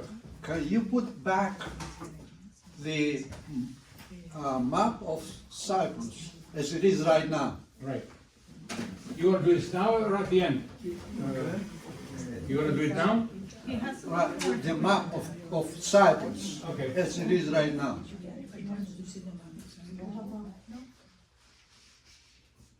Yeah. Yeah. I have 2 questions. Right. Number 1 is, what is the population of Greek Turks, Greek Cypriots and Turkish Cypriots in the south part of it, is in the Republic of Cyprus. What is the population in the south part, which is the Greek Cypriots Republic? I believe the Greek population is in excess of 800,000, but the Turkish Cypriot population is almost Small. nothing. Okay. They come in, they work, many of Okay. them, every day, yet they go back Okay. to the occupied areas. What happens to the north part, which is occupied by the Turks? Well, we didn't mention that, but it's a major war crime. They settled occupied areas. This is against international law. After they occupied Cyprus, they brought 40,000 settlers from Turkey, which is much bigger than the population of the Turkish Cypriots they were trying to protect. Okay. And they changed the demographics. So changing the demographics is against the law. Second question. What is the culture or civilization of an economic and intellectual power of Greek Cyprus people and Turkish Cyprus people? Okay. What is the intellectual, the civilization, and the economic power? Very interesting question. I'll tell you, the Turkish Cypriots were not fundamentalists. They were almost secular Muslims. They were not very religious. Turkish Cypriots. Yes. Now, they were never fanatics like other Muslims throughout the area. When they went to the north. Some of them were forced to go. Some went happily. Many of them immigrated because they are considered European citizens. They come to the south, and we give them passports to the Cypriots, to the Turkish Cypriots. We don't give passports to the settlers, of course. And many of them find opportunities, much better opportunities in Europe. So the Turkish Cypriot population has been diminishing, but the overall population in the north is increasing because of the settlers. The population is good. Is those people have high culture, civilization? No, they educated. They got them from the poorest Anatolia areas. Can you say that as opposed to the Greeks, Cypriots? How about you compare the Greek Cypriots intellectually, money-wise, with the Turkish Cypriots? No, the Turkish Cypriots were always poorer, uneducated, and less educated. This goes back to the 40s. When the British came, somehow the Greek Cypriots, they started going to UK to study. They became lawyers, engineers, and all this. Now I'm going to tell you my opinion about Turkish in the future. Yeah, let me just tell you one more interesting thing. Turkey has had a campaign of building mosques in the north. They built a mosque, Jami, in every little village, whether they need it or not, with money from Saudi Arabia and other Muslim countries. I went to the north, and it's amazing. Every place you turn, you see a brand new mosque. Now I'm going to give you an answer. No way, under no conditions, the Turks in Turkey, Ankara, and the Turks in Cyprus would be willing to have a federation of any form. They want two separate countries. Yeah. And I give you two reasons for that. Yeah. Two reasons. Right one. The first one is that the Turks in Turkey want a separate, different country because, number one, they're going to have one more vote in the United Nations, and in any group they will be together. Right. And the second is I'm going to join with the Greek Cypriots, because in about almost 5-6 years, the Cypriots, because they're rich, they are highly educated, they have degrees, they know languages, they will dominate the whole island. In a federation. In a federation. Yes. So Well- don't even talk about the possibility of having a federation. And I will be to join you guys in Cyprus with you, because you know what? Most of you have high degrees, you speak a lot of languages, you are having business, you have money. The Turks are living in last century. So if they join the Greek Cypriots, they will take over. The rich people have the power. Who has the power in the United States? Me?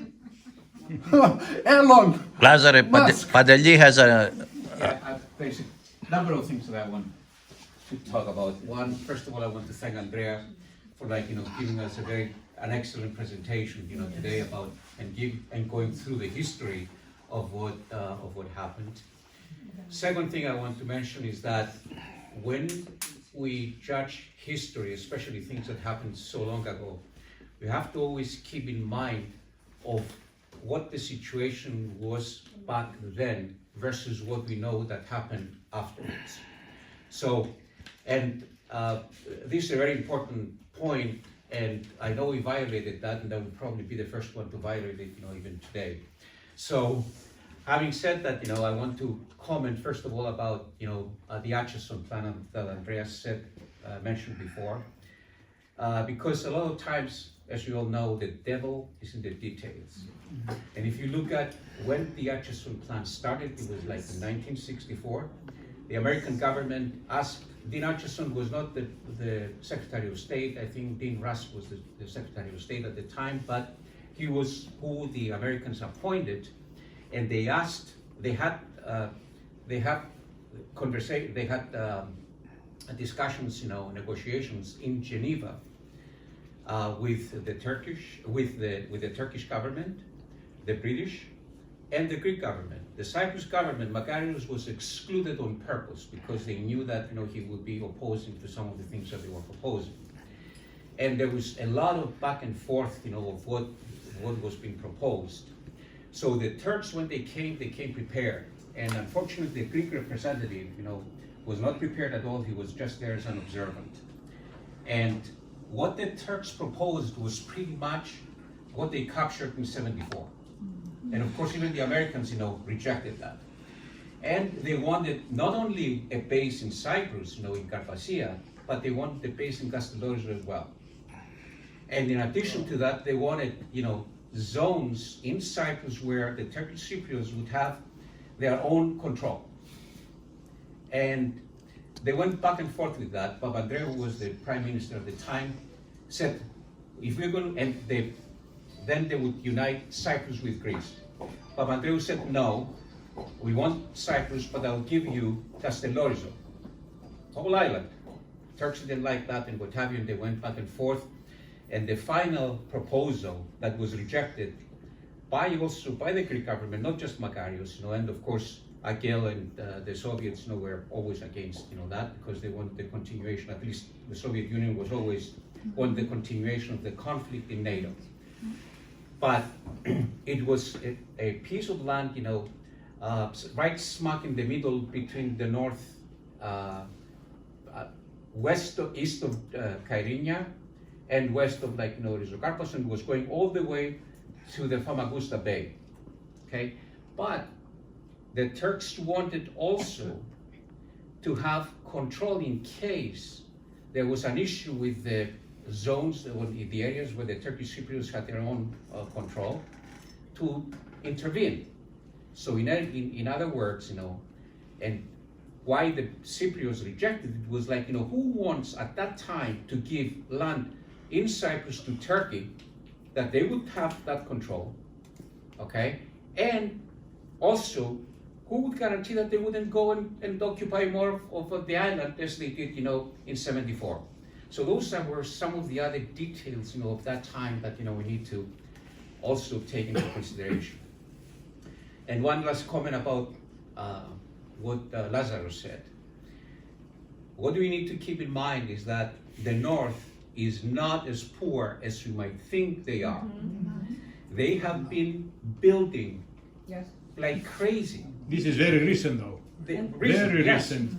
So, And it's foreign money, Russian. We cannot state and say that, two-state solution, keep them on their part and what have you. Otherwise, you would have borders in Cyprus with Turkey, okay?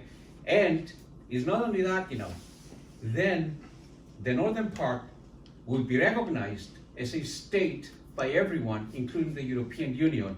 And that's the one thing that the Greek government, the Greek Cypriot government had managed over 50 years, is not to recognize the northern part and still have control of the south and still look for some kind of solution with the northern part. Otherwise, we are going to lose that and more.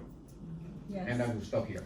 AI search guys as to what would be the Cypriot solution.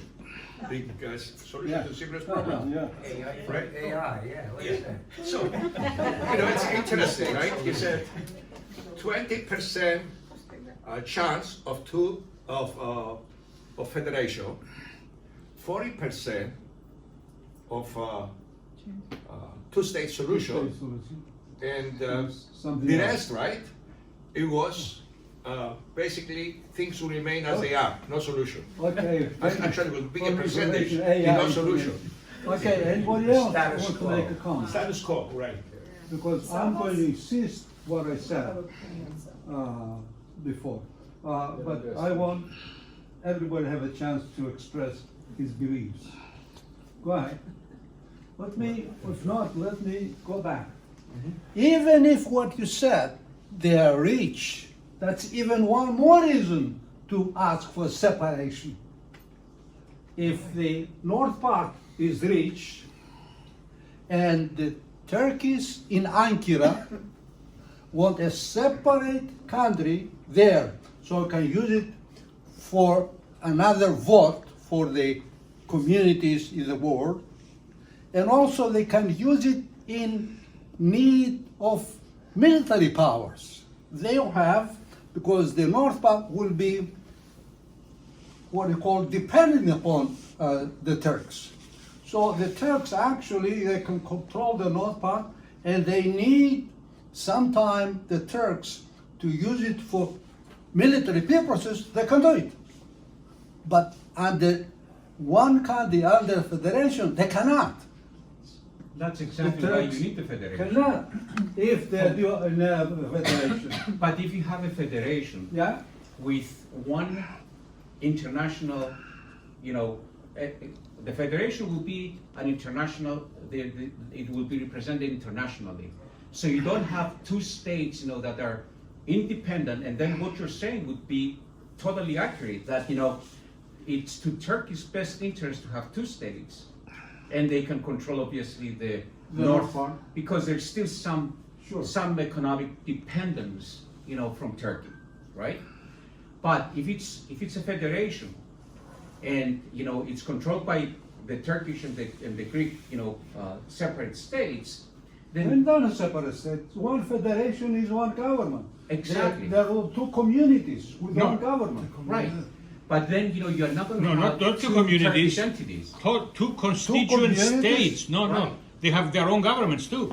Right. It's like here, there are state governments. Hold it, man, you're running fast. The states do not have any power, international Not community. internationally, no, not Of internationally. course, Yeah. But that's that's exactly what my a point. federation is. That's exactly my point. The federation would be the one represented, globally, internationally. But that means that the Turkish in Ankara cannot control the federation. Correct. So That's why Ankara wants a separate country to control it. But that was their position from the very beginning, that they want Taksim, they want separate countries, they want their Correct. own. And From the beginning. we've reached the point now that a good part of our population supports that solution. We came around. Somehow we want to separate. Very few people want. Do you want a Correspondencia. separate north part to be a separate country? You don't want that. What do I want? Is the Federal? Turkey, they want a The federation. last great federal solution was the Annan Plan. It came from the United Nations. It was supported by the United Nations, the United States, the Security Council, Greece, Turkey, and it was rejected. By So whom? who else is going to come up with another? That's Yeah, crazy. but we have to, That we was have crazy. to analyze, we have to really look closer to understand why it was rejected by the Greek It Cypriots. doesn't matter. Is there another version though? Who's going to give There another was, version? in Grand Montana in 2017, there was a plan that was improved much better than the Annan plan. And we screwed it up, the Greek Cypriots screwed it up, Yeah. big time. So there's still a possibility, to go back to something like that. Turkey, and back to the Annan plan, in my view, the main reason that it was rejected is because the Greek Cypriots never understood what a federation meant.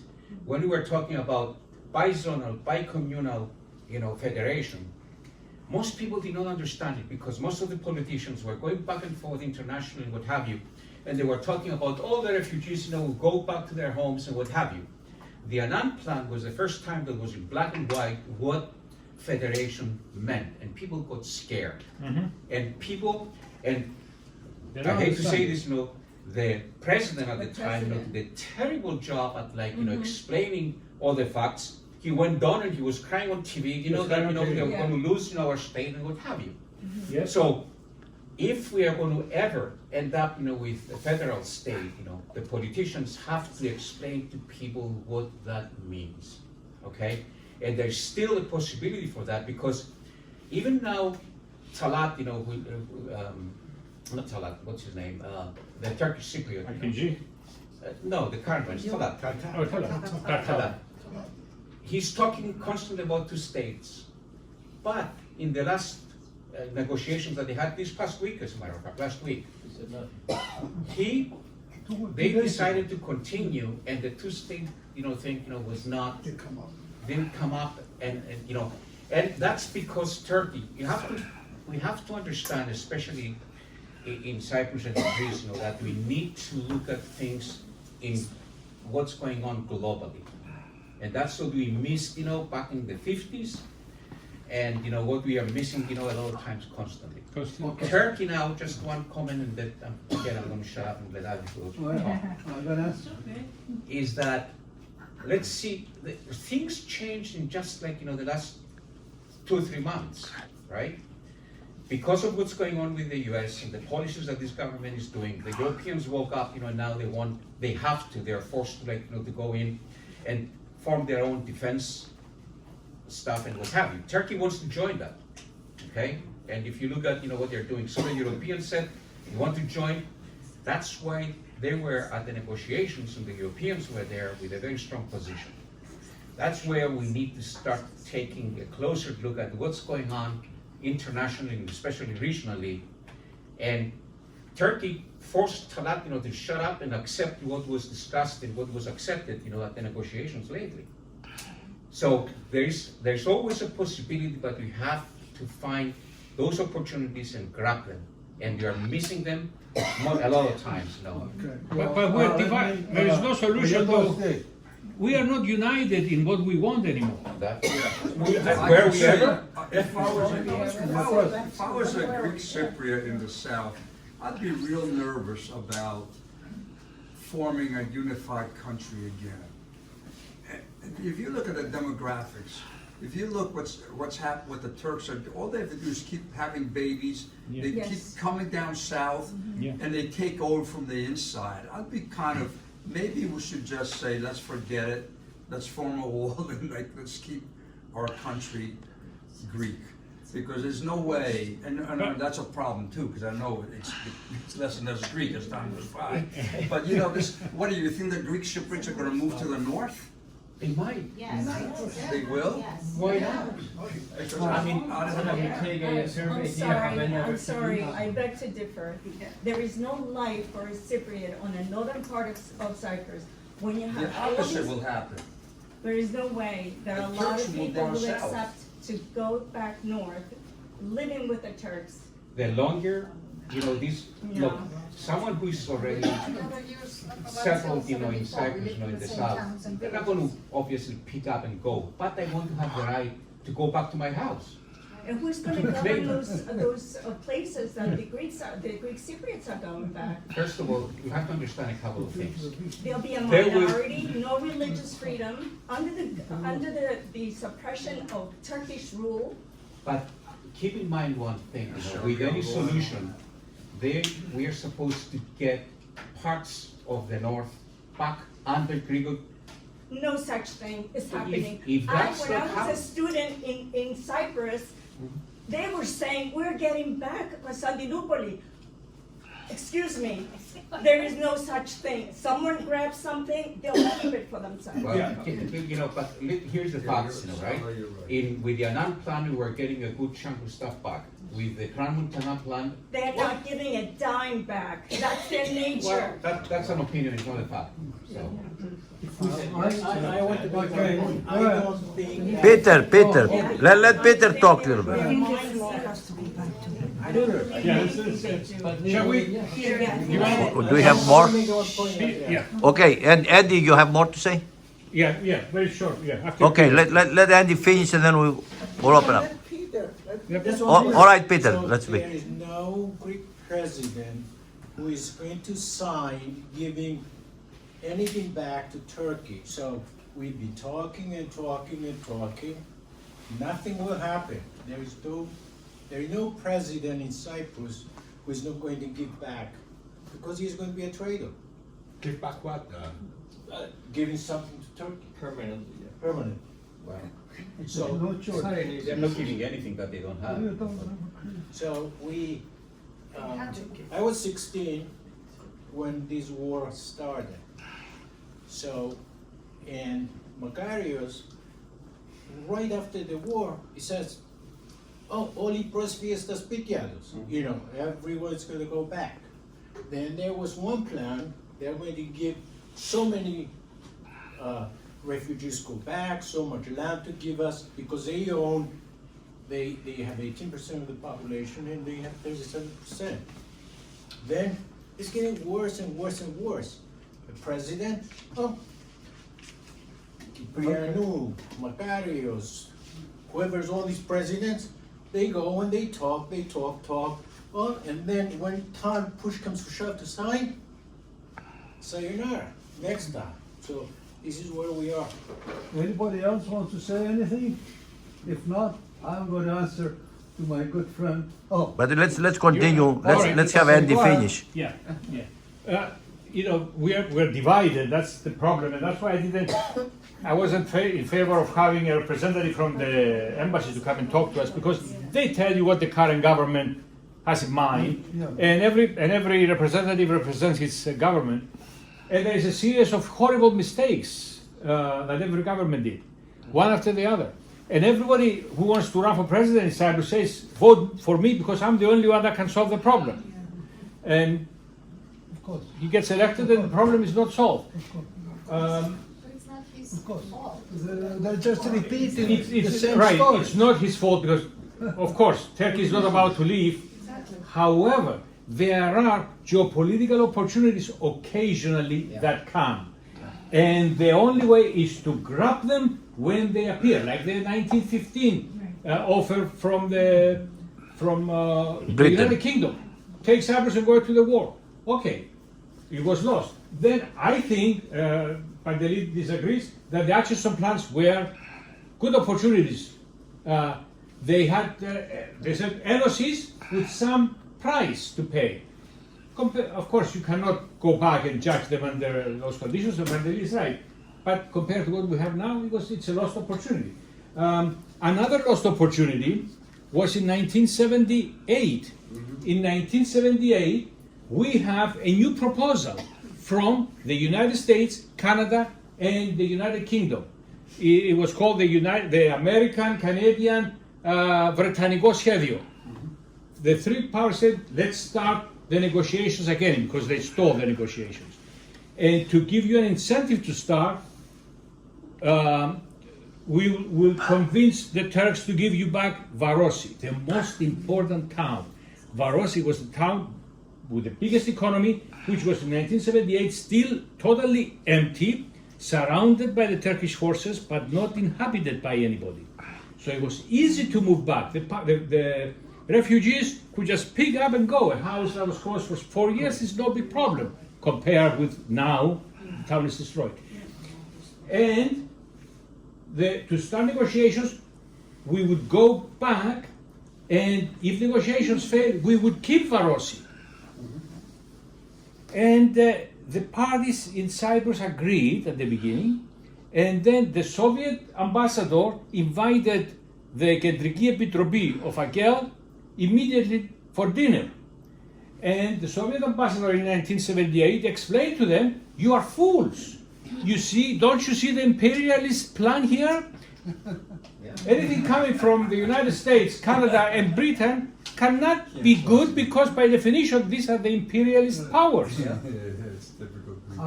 So they immediately changed it and they said, we don't accept it. It's a trap. Είναι παγίδα. Lost opportunity. Great opportunity to get the biggest, most valuable part that we lost, which is Famagusta. And now it remains.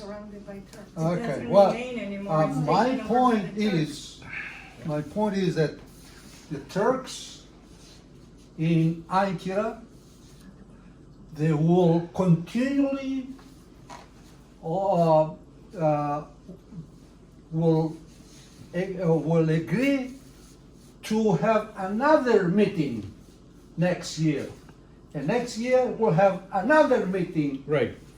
So the Ankara will never, under peaceful negotiations, will agree to have one federation under peaceful negotiation.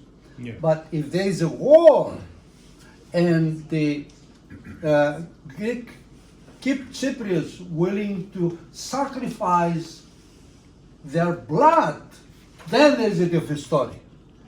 But it's a peaceful negotiations will continue forever. The Greeks, you're talking about the Greek Cypriots, The a Greek very Cypriots. small nation.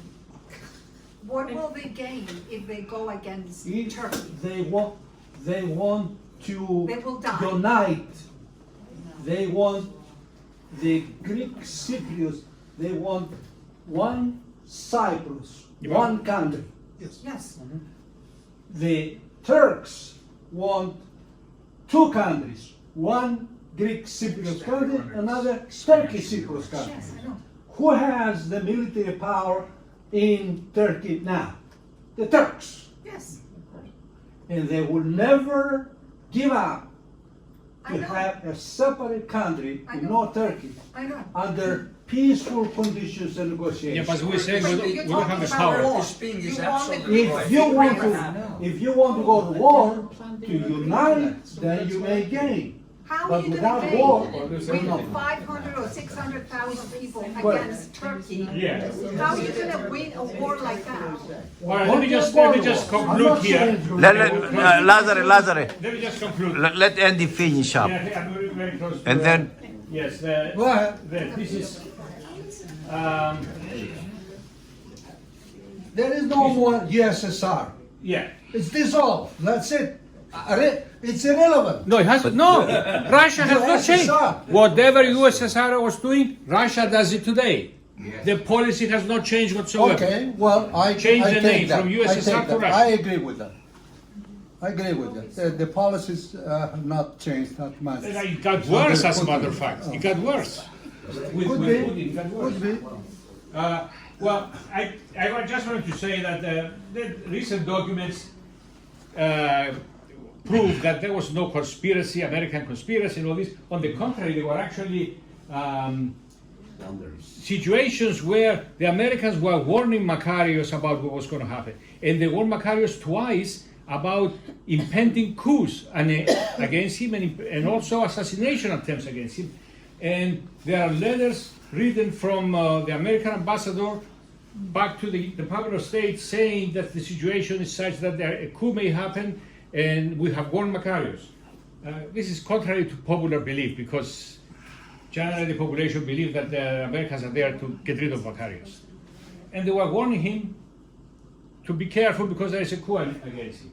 So a lot of mythology, but it continues. So this is where we are now, over 50 years, and the negotiations stopped 8 years ago. Now they started finally again in Geneva last week. Small step, nothing major, but at least they agreed to continue. They agreed to something. Going to continue in this way, just talking. Just Nothing happening. Nothing. Yeah, but it's the beginning. I've been talking 7 years. Correct. That's what I'm saying. That's progress. But The geopolitical situation, though, changed so much in the last few months that you don't know what opportunities you will find, good or bad. So, okay, I agree with this proposition, which is what you're saying. It's of course it's yes. It's a situation we may change next year. Of course. Let me conclude. You gotta be careful what you wish for sometimes. Yeah. Yes. I think there's gonna probably be a political solution. Well, in the long run, we may be not as well off as we think. I don't know. But here is it. Be careful what we wish.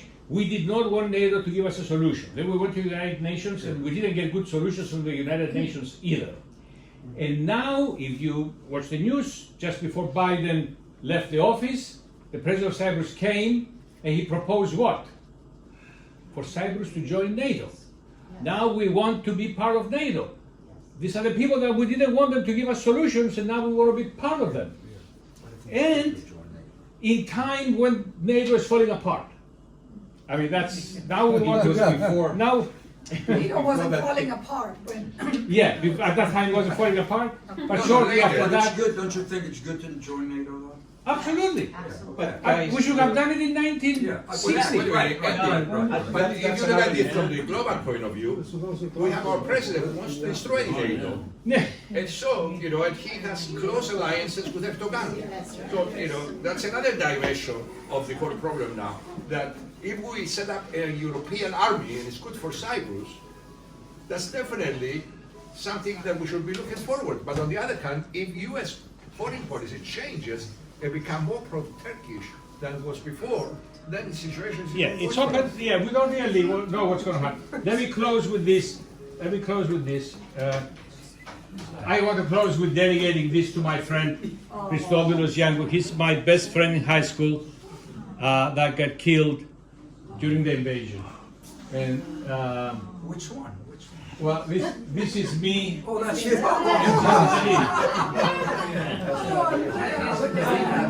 He's missing since 1974. His wife still expects him. He married like months before he got killed. This is a picture of us when we were seniors in high school.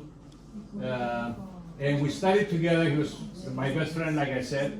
And what impressed me, and I remember, is that we studied on Epitaphion to Pericleus, Pericles' funeral oration. And there is something out of Pericles' funeral oration that is inscribed on the tomb of the unknown soldiers in Greece, Androne Epiphanon Pasegitafos.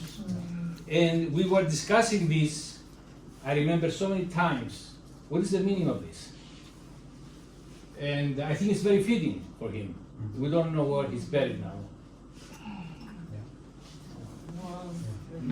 I have No, he was never found. He has never, nobody identified him. And today. Go ahead. Hold on, there's someone else who wants to speak. Yes. Thank you so much, Andy, for this so informative lecture. My question is this: how much of your information was from the declassified papers were really important information, or you knew everything before those declassified papers became declassified? The declassified started about several years ago, and many books have been written, and they all support the idea that there was no conspiracy from the Americans or the British to do the invasion and coup. On the contrary, that was one revelation. That was one. yes, but it's not believed. General population still believes in the mythology because it's so convenient. It's so convenient instead of our leaders blaming our leaders and us for putting them there. It's more convenient to say that somebody else is to be blamed. This happens in every country. So this, you know, the book by Eugene Roseland, which basically writes about Kissinger labeling him a war criminal. It's supposed to be a very well documented book. Do you think that's a fallacy, that Kissinger in fact had no hand in this? There are no documents that been declassified documents. There are documents back and forth informing Kissinger about what is going on in Cyprus, and he get instructions from Kissinger that don't make sense that he is behind this thing, and he tried to convince Wilson to do something and stop he did try to stop Greece and Turkey from fighting. That's a given. That was the job of the United States, make sure two NATO members. I was going to ask you that. Why didn't Greece go to the aid of Cyprus? No, I'm serious. Okay. How many hours do we have? And that strikes me as kind of... Okay, there's something that's declassified from the Greek archives of that. Yet they let the 900 guys die, you know? I mean, why didn't they go help? And they left Elvik fighting without support. Right. And many of our units. Right, why is that? Okay, when the first Attila came, the first Wave. the first wave, and there was a ceasefire, and Greece and Turkey got together. Mavros was representing Greece. Karamanlis came from France, and he became prime minister, and delegation from Cyprus with Kliridis, who was the acting president, went to Greece, and they saw Karamanlis and told him, "You have to intervene. We are destroyed. We cannot resist anymore. You have to help us." And he said, "Give me some time. I just came back. He was at the Great Britain, so Μεγάλη Βρετανία, στο ξενοδοχείο. I got guards outside, and I don't know if they're there to kill me or protect me. Please give me a few days, and I'll respond." And Kliridis and his entourage was going to London to see Wilson.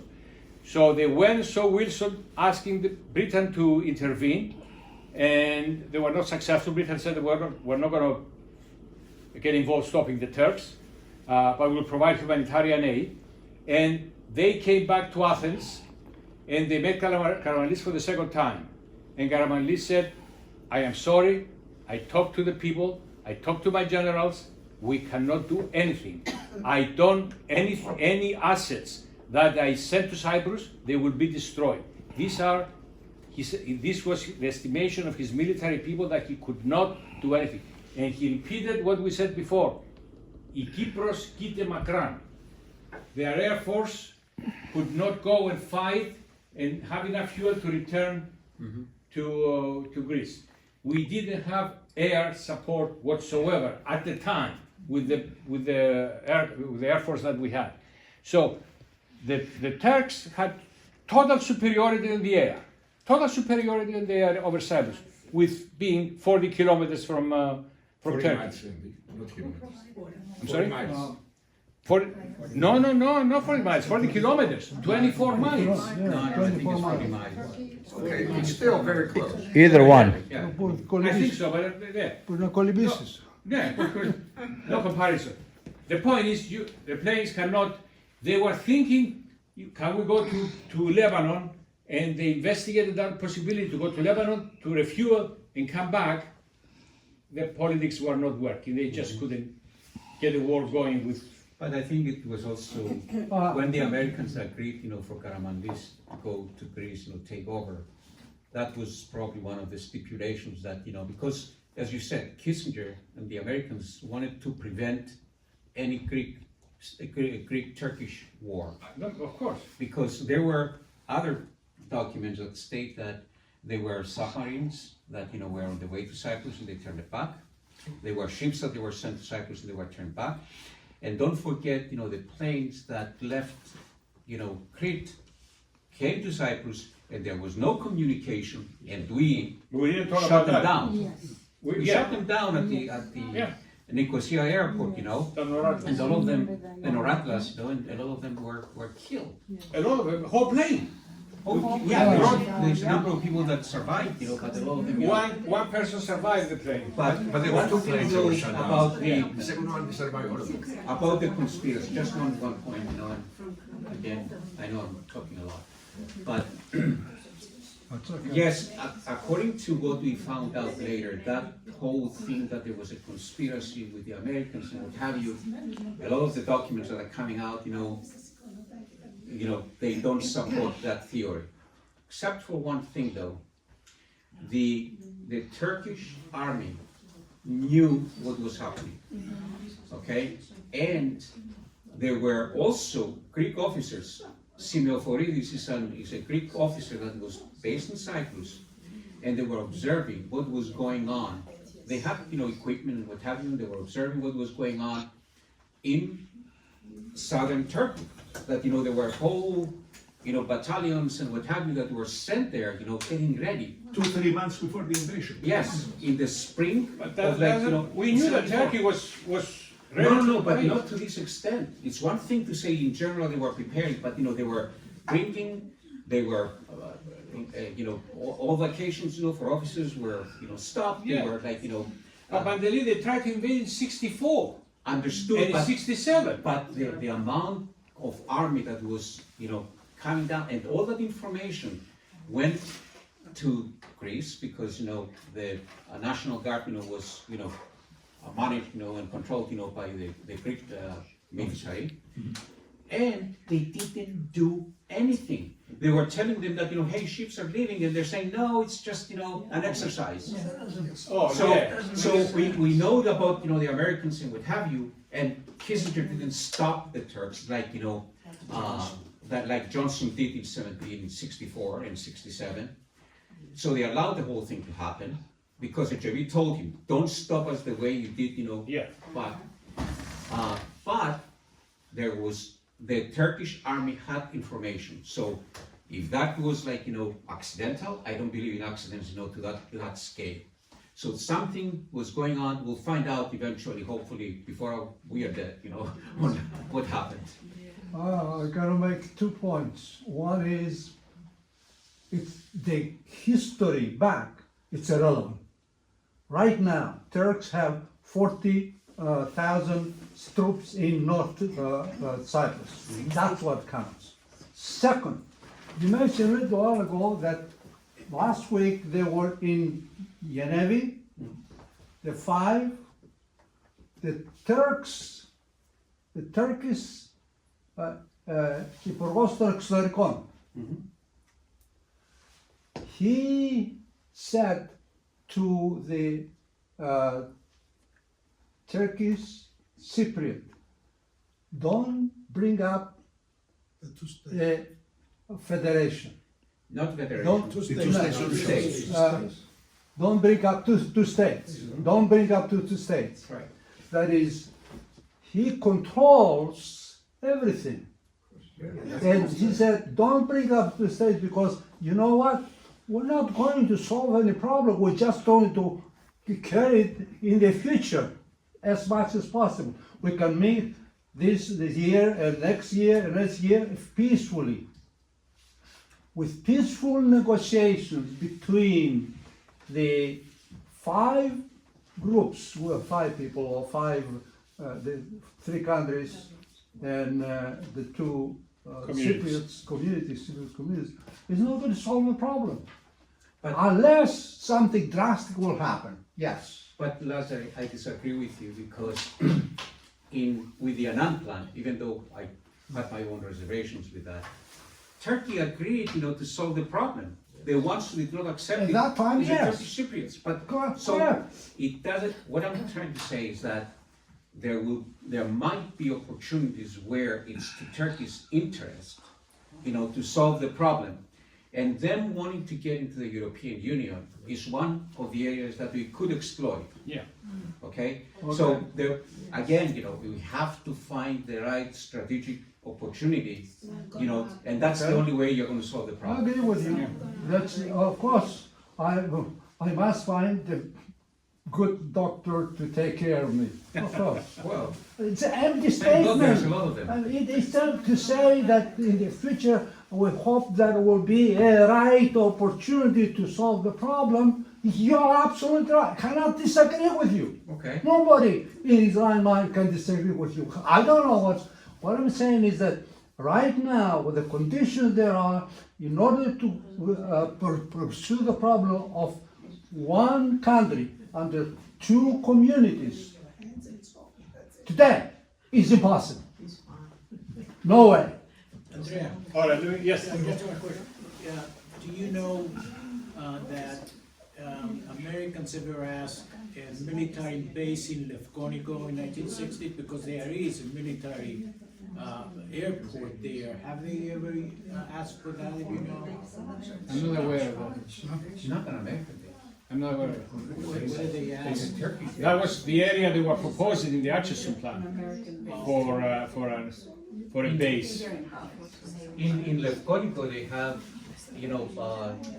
drones, the Turks. Oh, okay. I'm not aware of that. No, they can I'm the talking Turks about, had a place. I'm talking about the 1960, not Yeah. now, I Yeah. know. that. They didn't have, the Americans didn't have anything there. Have they ever asked for? Oh, no. Any questions for me? Pixel. All right, thank you very much. Thank you, Andrea.